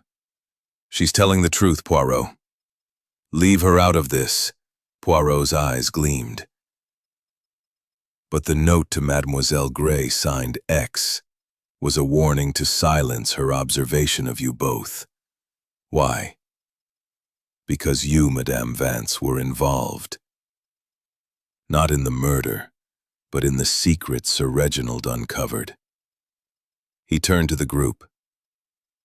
The scandal in the manuscript was a financial fraud, committed 20 years ago by a young barrister named Julian Carver. Sir Reginald's code revealed documents implicating Carver in embezzling funds from a client, a crime covered up, but never forgotten. Sir Reginald, a diplomat with access to old records, recognized Carver's name and planned to confront him. But there was another involved, Mrs. Vance, then a young heiress, whose fortune was part of the fraud. Mrs. Vance gasped, her hand flying to her mouth. Carver's face went ashen. This is preposterous, he said, but his voice lacked conviction. Poirot continued, relentless. Madame Vance, you were outside the conservatory watching, perhaps to warn Carver. But it was Carver who acted. He met Sir Reginald at 9:45, using the duplicate key. They argued, and Carver, fearing exposure, seized this, monsieur, I found in your room this morning, hidden in your legal journal. It is the torn page, naming you and Madame Vance in the fraud. Your fingerprints, they will match the ink smudge, I am certain. The room erupted in gasps. Inspector Grayson stepped forward, his skepticism replaced by grudging respect. Is this true, Carver? Did you kill him? Carver's shoulders slumped, his composure shattered. I didn't mean to. He was going to ruin me, expose everything. I panicked. Mrs. Vance's sobs grew louder. I told him to stop, but he wouldn't listen. Poirot's voice was calm. The little gray cells, they see what others miss. The earring, the ink, the cigarette, the note, all pointed to you two, bound by a shared secret. Madame Vance, you are not the killer. but your silence made you complicit. Grayson signaled to his constable. Take Carver into custody. Mrs. Vance will need a statement. As Carver was led away, the room fell silent, the weight of the truth settling over the guests. Lady Eleanor embraced Beatrice, tears streaming down her face. Miss Gray, relieved, sank into her chair. Dr. Hartley lit a cigarette, his expression unreadable. Mrs. Winthrop's fan resumed its flutter, her relief palpable. Hastings, watching Poirot, marveled at his friend's genius. You did it, Poirot. You saw through the lies. Poirot's smile was modest. The truth, mon ami, it is like a diamond, clear when the dust is swept away. Now, let us leave this house to heal. As the guests dispersed, the manor seemed to exhale, its secrets laid bare. Poirot, ever serene, prepared to depart, his work complete. Chapter 11. The Reflection. The mist that had cloaked Blackthorn Manor for days began to lift as the morning sun broke through, casting a soft, golden light across the Sussex countryside. The Grand Library, where Hercule Poirot had unveiled the truth behind Sir Reginald Ashford's murder only hours before, now felt less oppressive, as if the house itself were exhaling after the storm of revelation. The guests, though still shaken, moved with a quiet relief, their secrets exposed, and the killer, Mr. Julian Carver, now in custody. Captain Arthur Hastings, seated by the window with a cup of tea, watched the manor's gardens come alive with birdsong, his mind replaying Poirot's masterful denouement. The Belgian detective, ever impeccable in his tailored suit, stood near the fireplace, his green eyes reflective, his mustache perfectly waxed. The atmosphere in the manor had shifted palpably. Lady Eleanor, though still pale with grief, carried herself with a newfound resolve, her arm linked with Beatrice's, A shield for her nerves. Miss Lydia Gray, her trembling subsided, sat in a corner with a book, her face calm for the first time since the murder. Colonel Rupert Vance and his wife Evelyn kept their distance from the others, their complicity in the scandal weighing heavily, though Mrs. Vance's tears had dried. Inspector Grayson, preparing to depart with his prisoner, approached Poirot in the library, his gruff demeanor softened by grudging respect. "I'll give you credit, Mr. Poirot," he said, adjusting his hat. "You saw what I missed, the ink, the key, the journal page. Carver's confessed and Mrs. Vance has given a statement about the old fraud. We'll sort out her part in due course." "But how did you know it was Carver?" Poirot's smile was modest, his hands clasped behind his back. "Inspector, the little gray cells. They observe what the heart conceals. The clues, the ink smudge, the cigarette stub, the earring, the note, were not random. They pointed to a mind that planned, yet faltered under pressure. Monsieur Carver's haste to seize the planted letter betrayed his fear, and the journal page hidden in his room confirmed his guilt. Madame Vance, she was complicit in the secret, but not the murder." Grayson nodded, scratching his chin. "And that locked room business, the duplicate key, was a clever trick. You've got a knack, I'll say that." "Merci," Poirot said, inclining his head. "But it is not a knack, Inspector. It is method, order, and the understanding of human nature. The killer, they always leave a trace, for no one is perfect." As Grayson left to oversee Carver's transfer to the local station, Hastings joined Poirot by the fireplace. "You've done it again, Poirot," he said, his voice warm with admiration. "You saw through the lies, the red herrings, everything. But tell me, how did you piece it all together so quickly?" Poirot's eyes twinkled as he adjusted his cufflinks. "Mon ami, it is not speed but clarity. The murder of Sir Reginald was not a crime of passion but of fear. Fear of exposure. The manuscript. It was the catalyst, not the motive. Sir Reginald uncovered a scandal, a fraud from 20 years ago, implicating Monsieur Carver and Madame Vance. The journal entry. Cipher solved. Danger imminent. Must confront. Told us he planned to face his betrayer. The ink smudge, matching his pen, placed Carver in the conservatory. The earring, dropped by Madame Vance as she watched, confirmed her presence. The cigarette stub, with her lipstick, showed her hesitation outside. And the note to Mademoiselle Gray. It was Carver's desperate attempt to silence her observation. Hastings shook his head in wonder. A mistake that betrayed them. The little details. Hastings. They are the threads that weave the truth. Poirot paused, his gaze drifting to the glass case where the manuscript lay. Sir Reginald was a man of honor, seeking to right an old wrong. His death was a tragedy, but his legacy, it is justice. The scandal is exposed, and the guilty will face their reckoning. Hastings nodded, his thoughts turning to the guests. What about Mrs. Vance? She didn't kill him, but she knew about the fraud. Will she face charges? Poirot shrugged lightly. That is for the law to decide, mon ami. She concealed a crime, but her guilt is of the heart, not the hand. The courts may be lenient, for her fear drove her silence, not malice. As they spoke, Lady Eleanor approached, her face softened by gratitude. Monsieur Poirot, she said, her voice steady despite her grief. You have given us peace, though it comes at a heavy cost. Reginald's death will haunt us, but knowing the truth, it helps. How can we thank you? Poirot bowed slightly. Madame, the thanks of Hercule Poirot is to see justice done. Your husband sought to uncover a wrong, and in his memory we have succeeded. That is enough.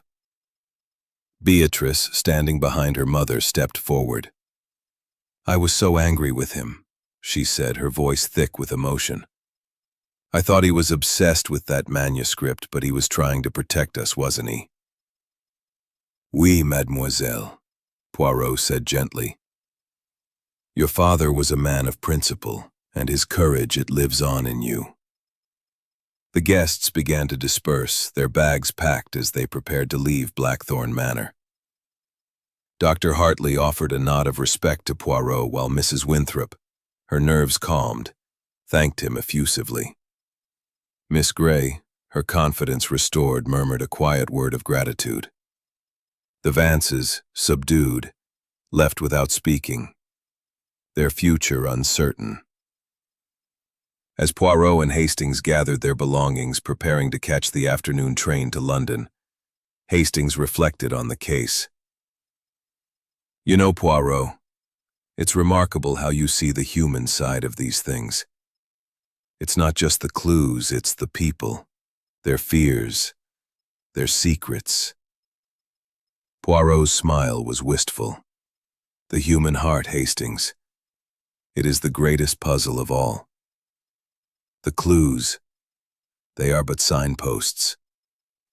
To solve a crime, one must understand why a man kills, why a woman lies, why a secret festers. That is the work of the little gray cells. They stepped out into the Manor's drive where a car waited to take them to the station. The gardens, vibrant, new, would never truly end. There would always be another puzzle, another secret, waiting for the little gray cells to unravel. Chapter 12. The Unseen Thread. The afternoon sun cast a warm glow over Blackthorn Manor, as Hercule Poirot and Captain Arthur Hastings prepared to depart, their suitcases packed and the car waiting in the gravel drive. The revelation of Mr. Julian Carver as Sir Reginald Ashford's murderer had lifted a veil of tension from the manor. Yet a subtle unease lingered, like a faint echo in the grand halls. The guests, save for Colonel and Mrs. Vance, who had retreated to their rooms in disgrace, were gathering their belongings, their conversations hushed, their relief tempered by the weight of the tragedy. Poirot, however, was not entirely satisfied. His green eyes narrowing as he surveyed the library one last time, his mind turning over a detail that refused to settle. Hastings, adjusting his hat, noticed his friend's preoccupation. "Poirot," he said, as they stood by the glass case containing Sir Reginald's manuscript. "You've solved the case." Carver's confessed. Mrs. Vance's role in the old scandal is exposed, and the police are satisfied. "What's troubling you?" Poirot's mustache twitched, a sign of his restless intellect. "Mon ami, the case, it is solved, oui. But there is a thread, an unseen thread, that tugs at the little gray cells.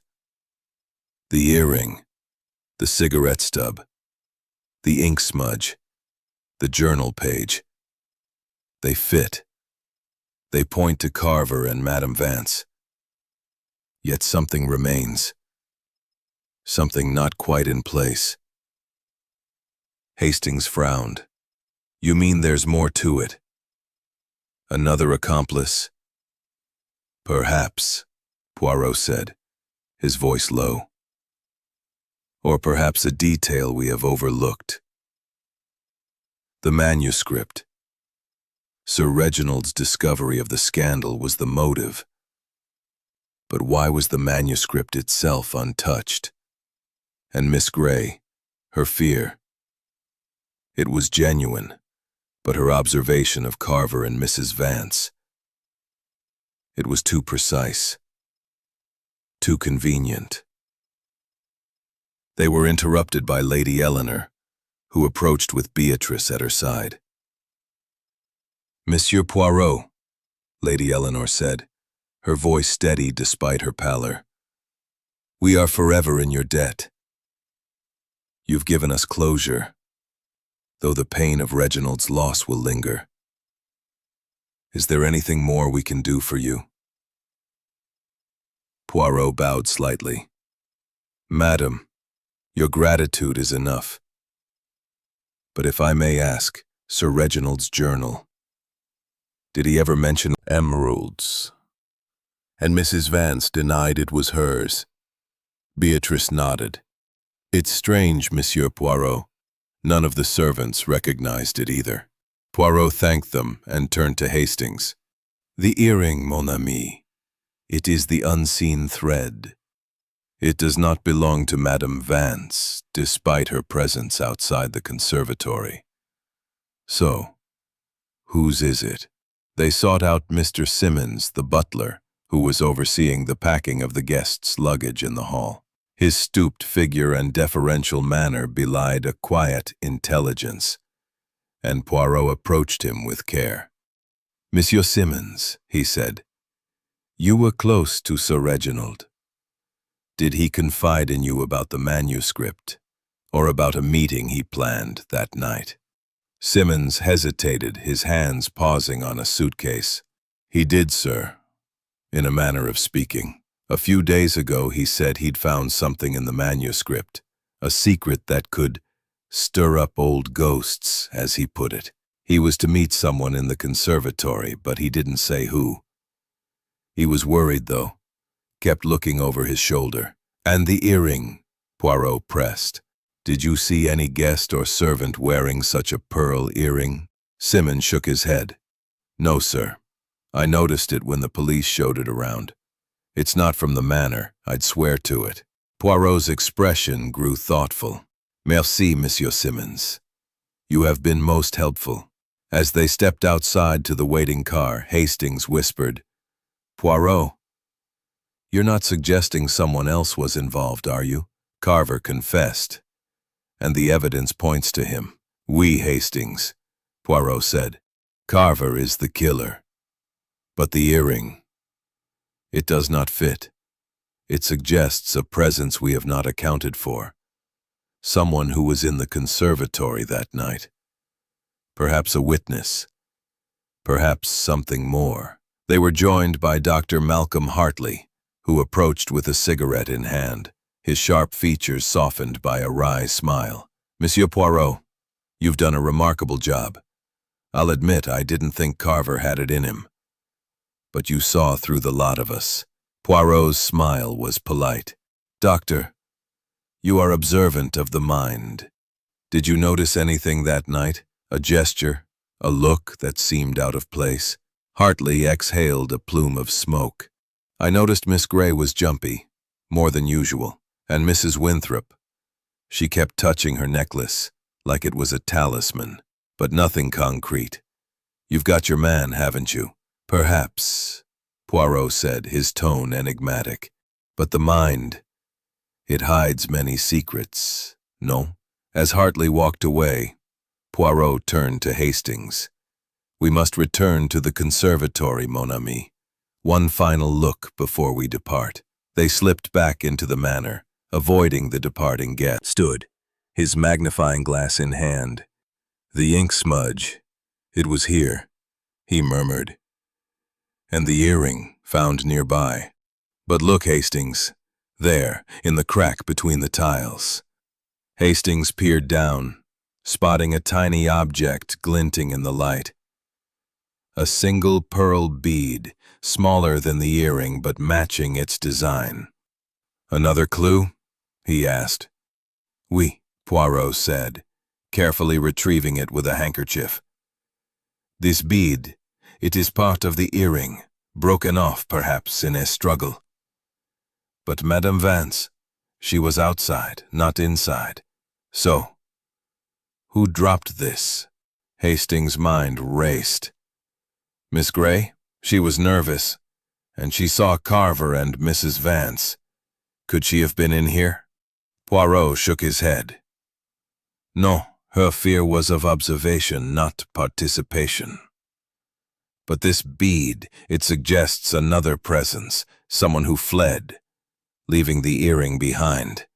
They returned to the library, where Miss Grey was gathering her things. Poirot approached her gently. Mademoiselle, one final question. The earring. Did you see anyone, perhaps a servant or a stranger, near the conservatory that night?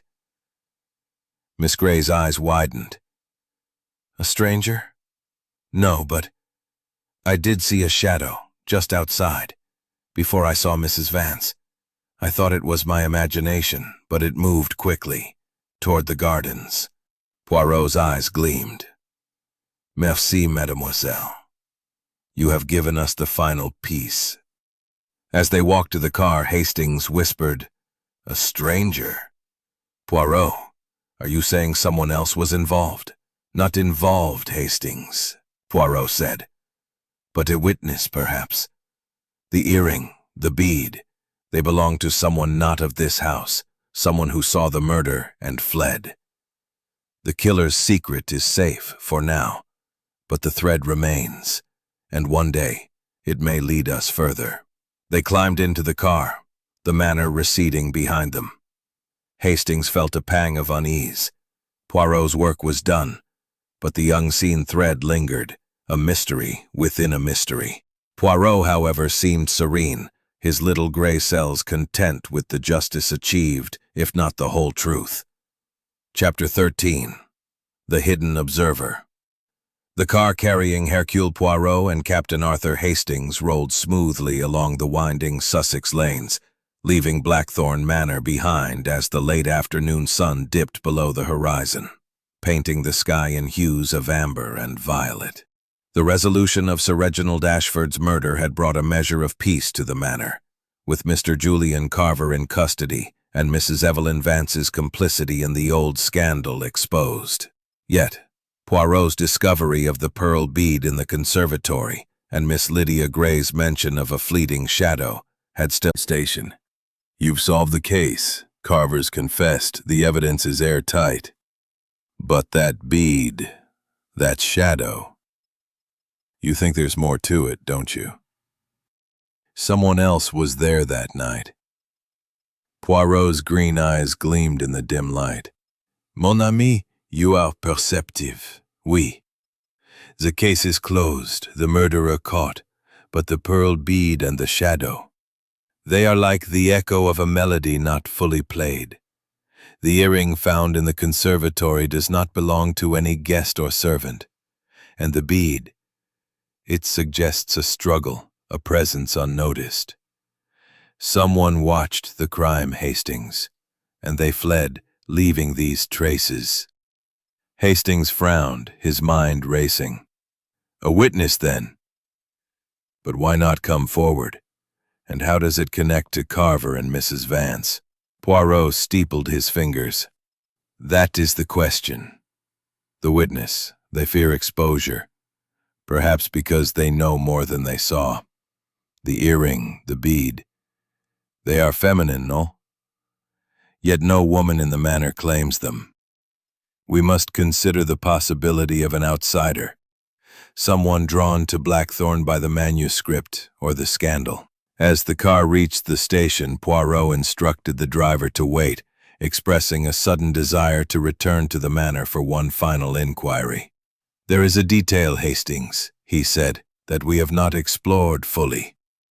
The servants. Mr. Simmons, the butler, was close to Sir Reginald.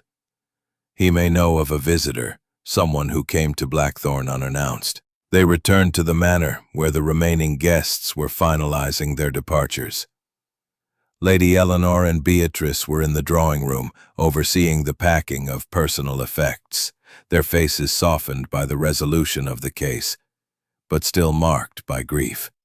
Dr. Malcolm Hartley and Mrs. Clara Winthrop were in the hall, exchanging farewells, while Miss Gray, her composure restored, prepared to leave for her next governess post.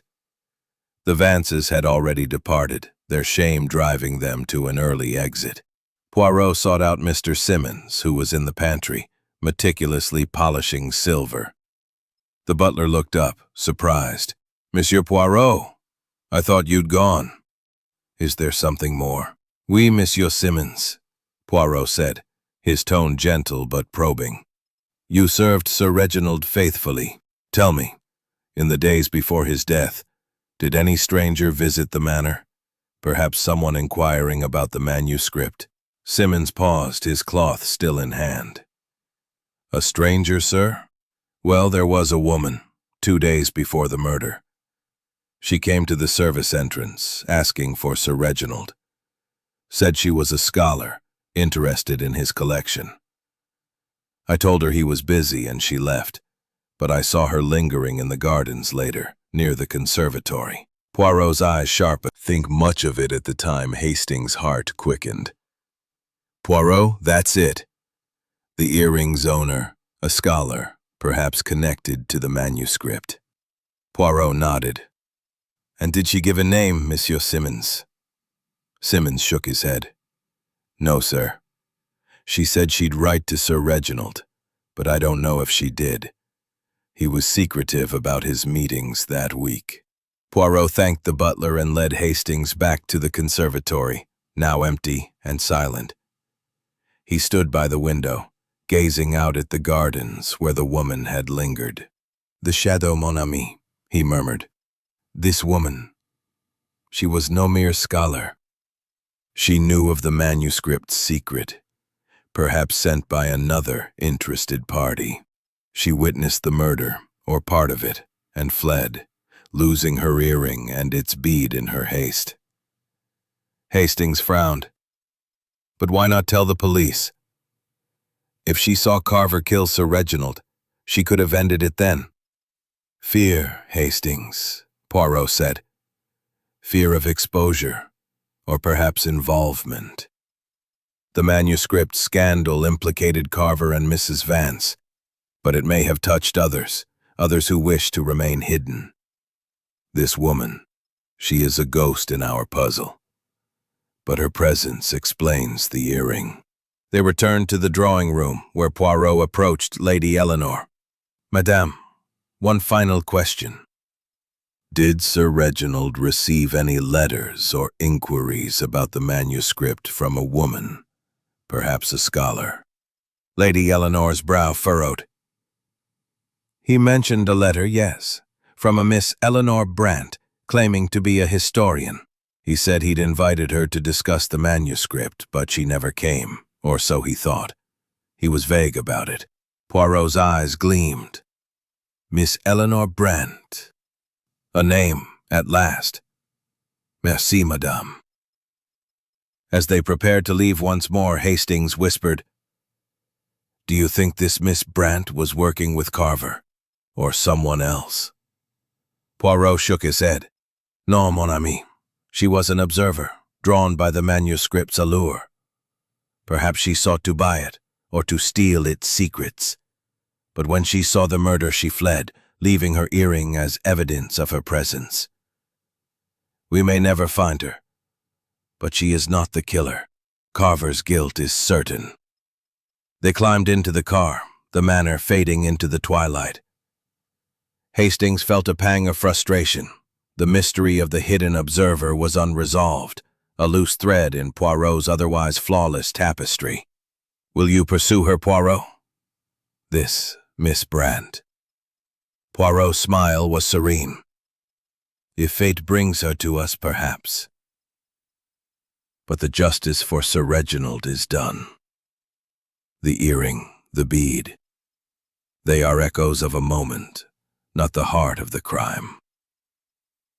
The little train, the Sussex countryside slipping away, and Poirot settled into his seat, his eyes closing as if to let his little gray cells rest until the next puzzle called.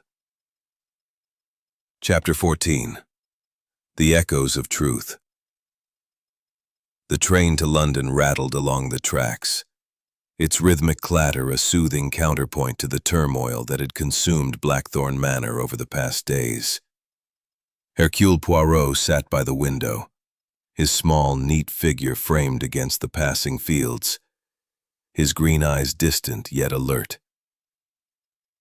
Captain Arthur Hastings, seated opposite, watched his friend closely, sensing that the unresolved mystery of the pearl earring's owner, Miss Eleanor Brant, the unseen observer, still nagged at Poirot's meticulous mind.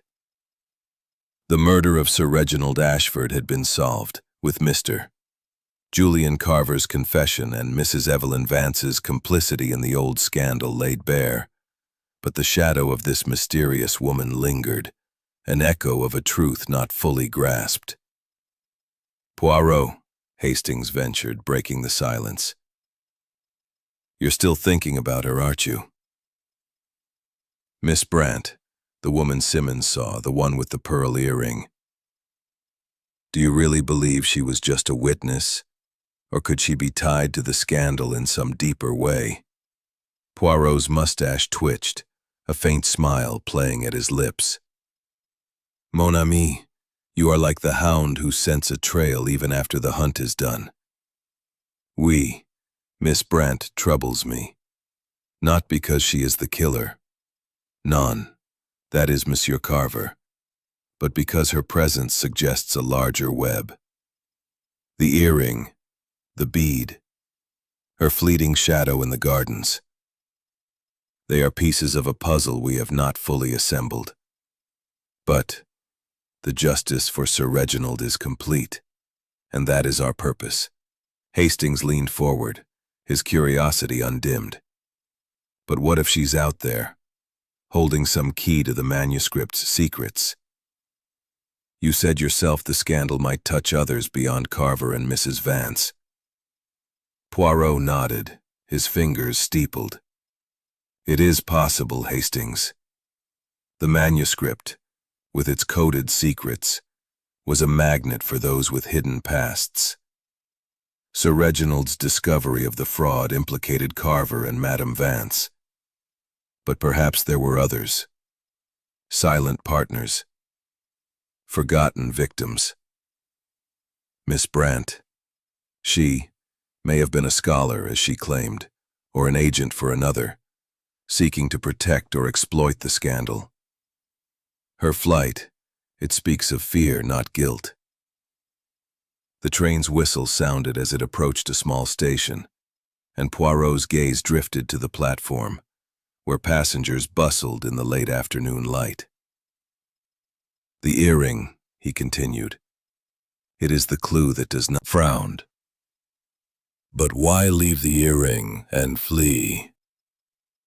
If she saw Carver kill Sir Reginald, why not go to the police? Fear, mon ami, Poirot said. Fear of exposure, or perhaps of retribution. If she was connected to the scandal, perhaps a descendant of a victim, or an accomplice who escaped blame, she could not risk revealing herself. The earring, it was her mistake, dropped in her haste to escape. As the train resumed its journey, Hastings recalled their final moments at Blackthorn Manor.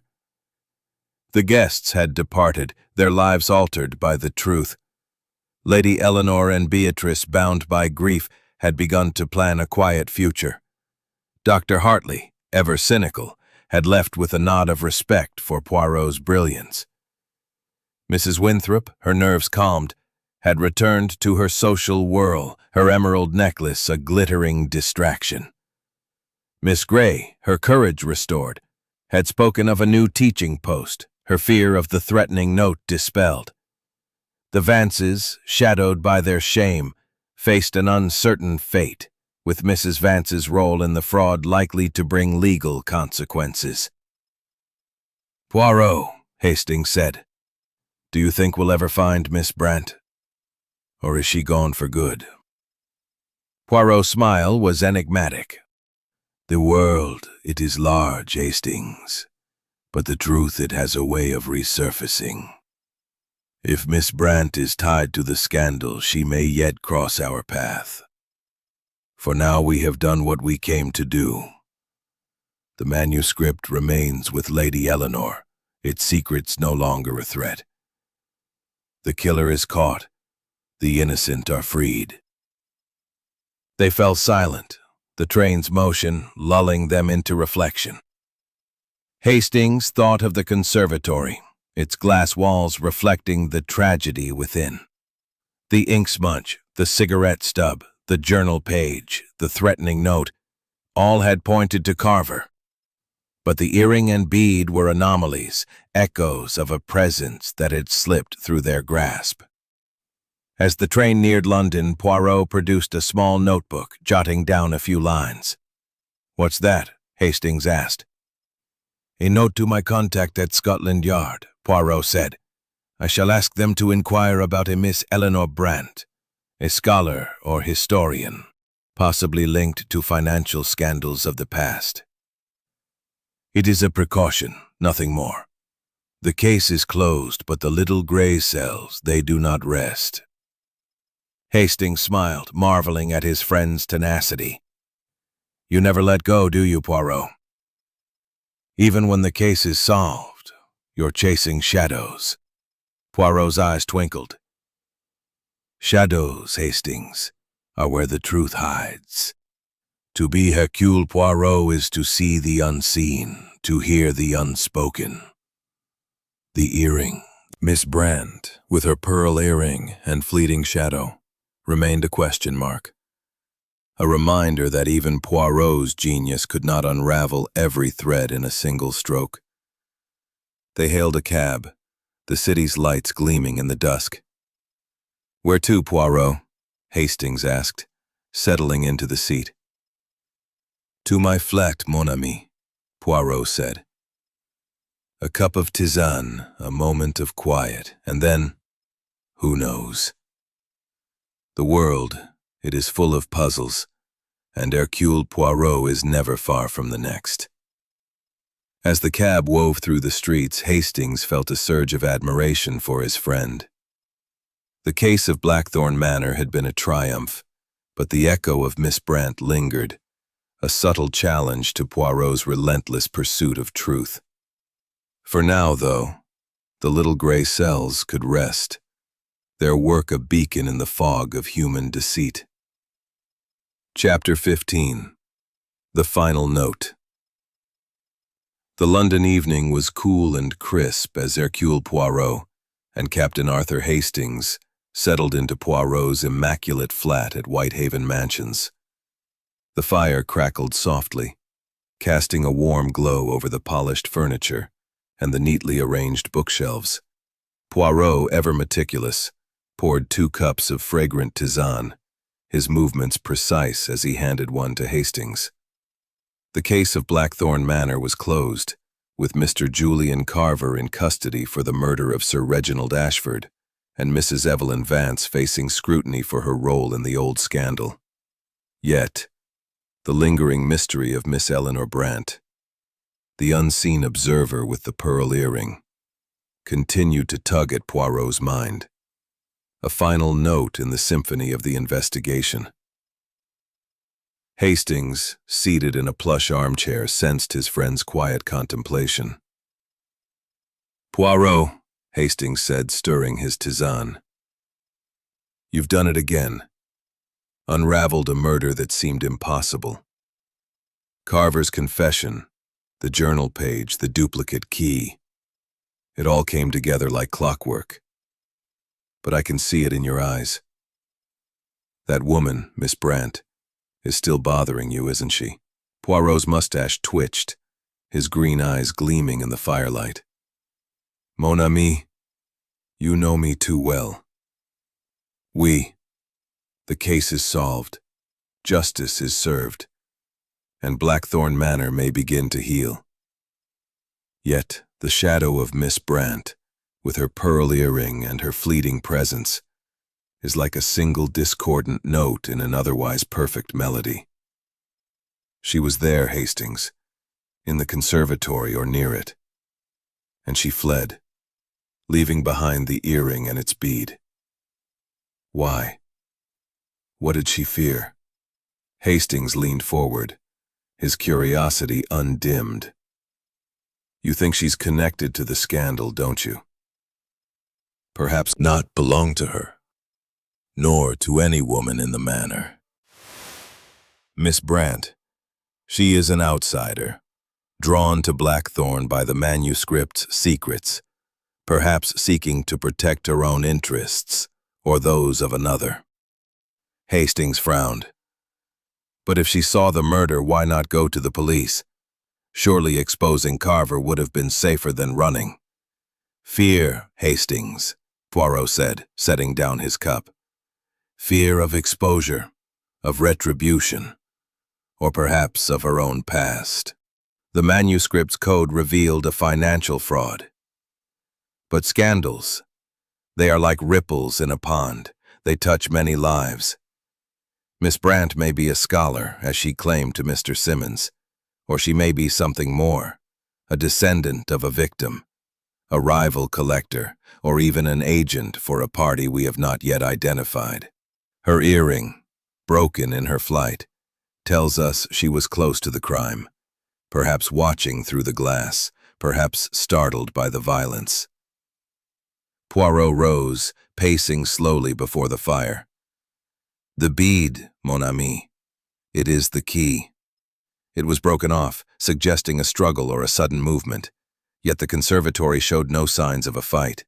This means Miss Brant was not attacked. She dropped the earring in her haste to flee, perhaps catching it on a plant or the doorframe. She saw something, Carver striking Sir Reginald, or Madame Vance outside, and she ran, leaving her trace behind. Hastings nodded, his mind racing, and Miss Grey's sighting of a shadow in the gardens. That must have been her, escaping into the night. "Précisément," Poirot said. "Miss Grey. She was nervous, but her fear was of the killer's threat, not of guilt. Her observation of Carver and Madame Vance was accurate, but the shadow, it was Miss Brant, the hidden observer, whose presence completes the picture." Hastings leaned back, marveling at Poirot's clarity. "So, what now? Will you track her down? You've already asked Scotland Yard to look into her." Poirot's smile was wistful. "I have, oui. But the world is large, and Miss Brant, She is a ghost.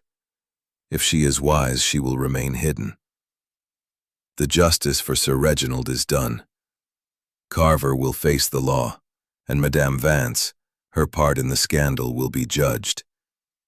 The manuscript remains with Lady Eleanor, its secrets no longer a threat. For now, the little gray cells must be content with what they have achieved. He paused, his gaze drifting to the window, where the lights of London twinkled in the dusk. But the truth, Hastings, it is like a star. It shines even when we cannot see it. Miss Brant, she is out there, carrying her secret.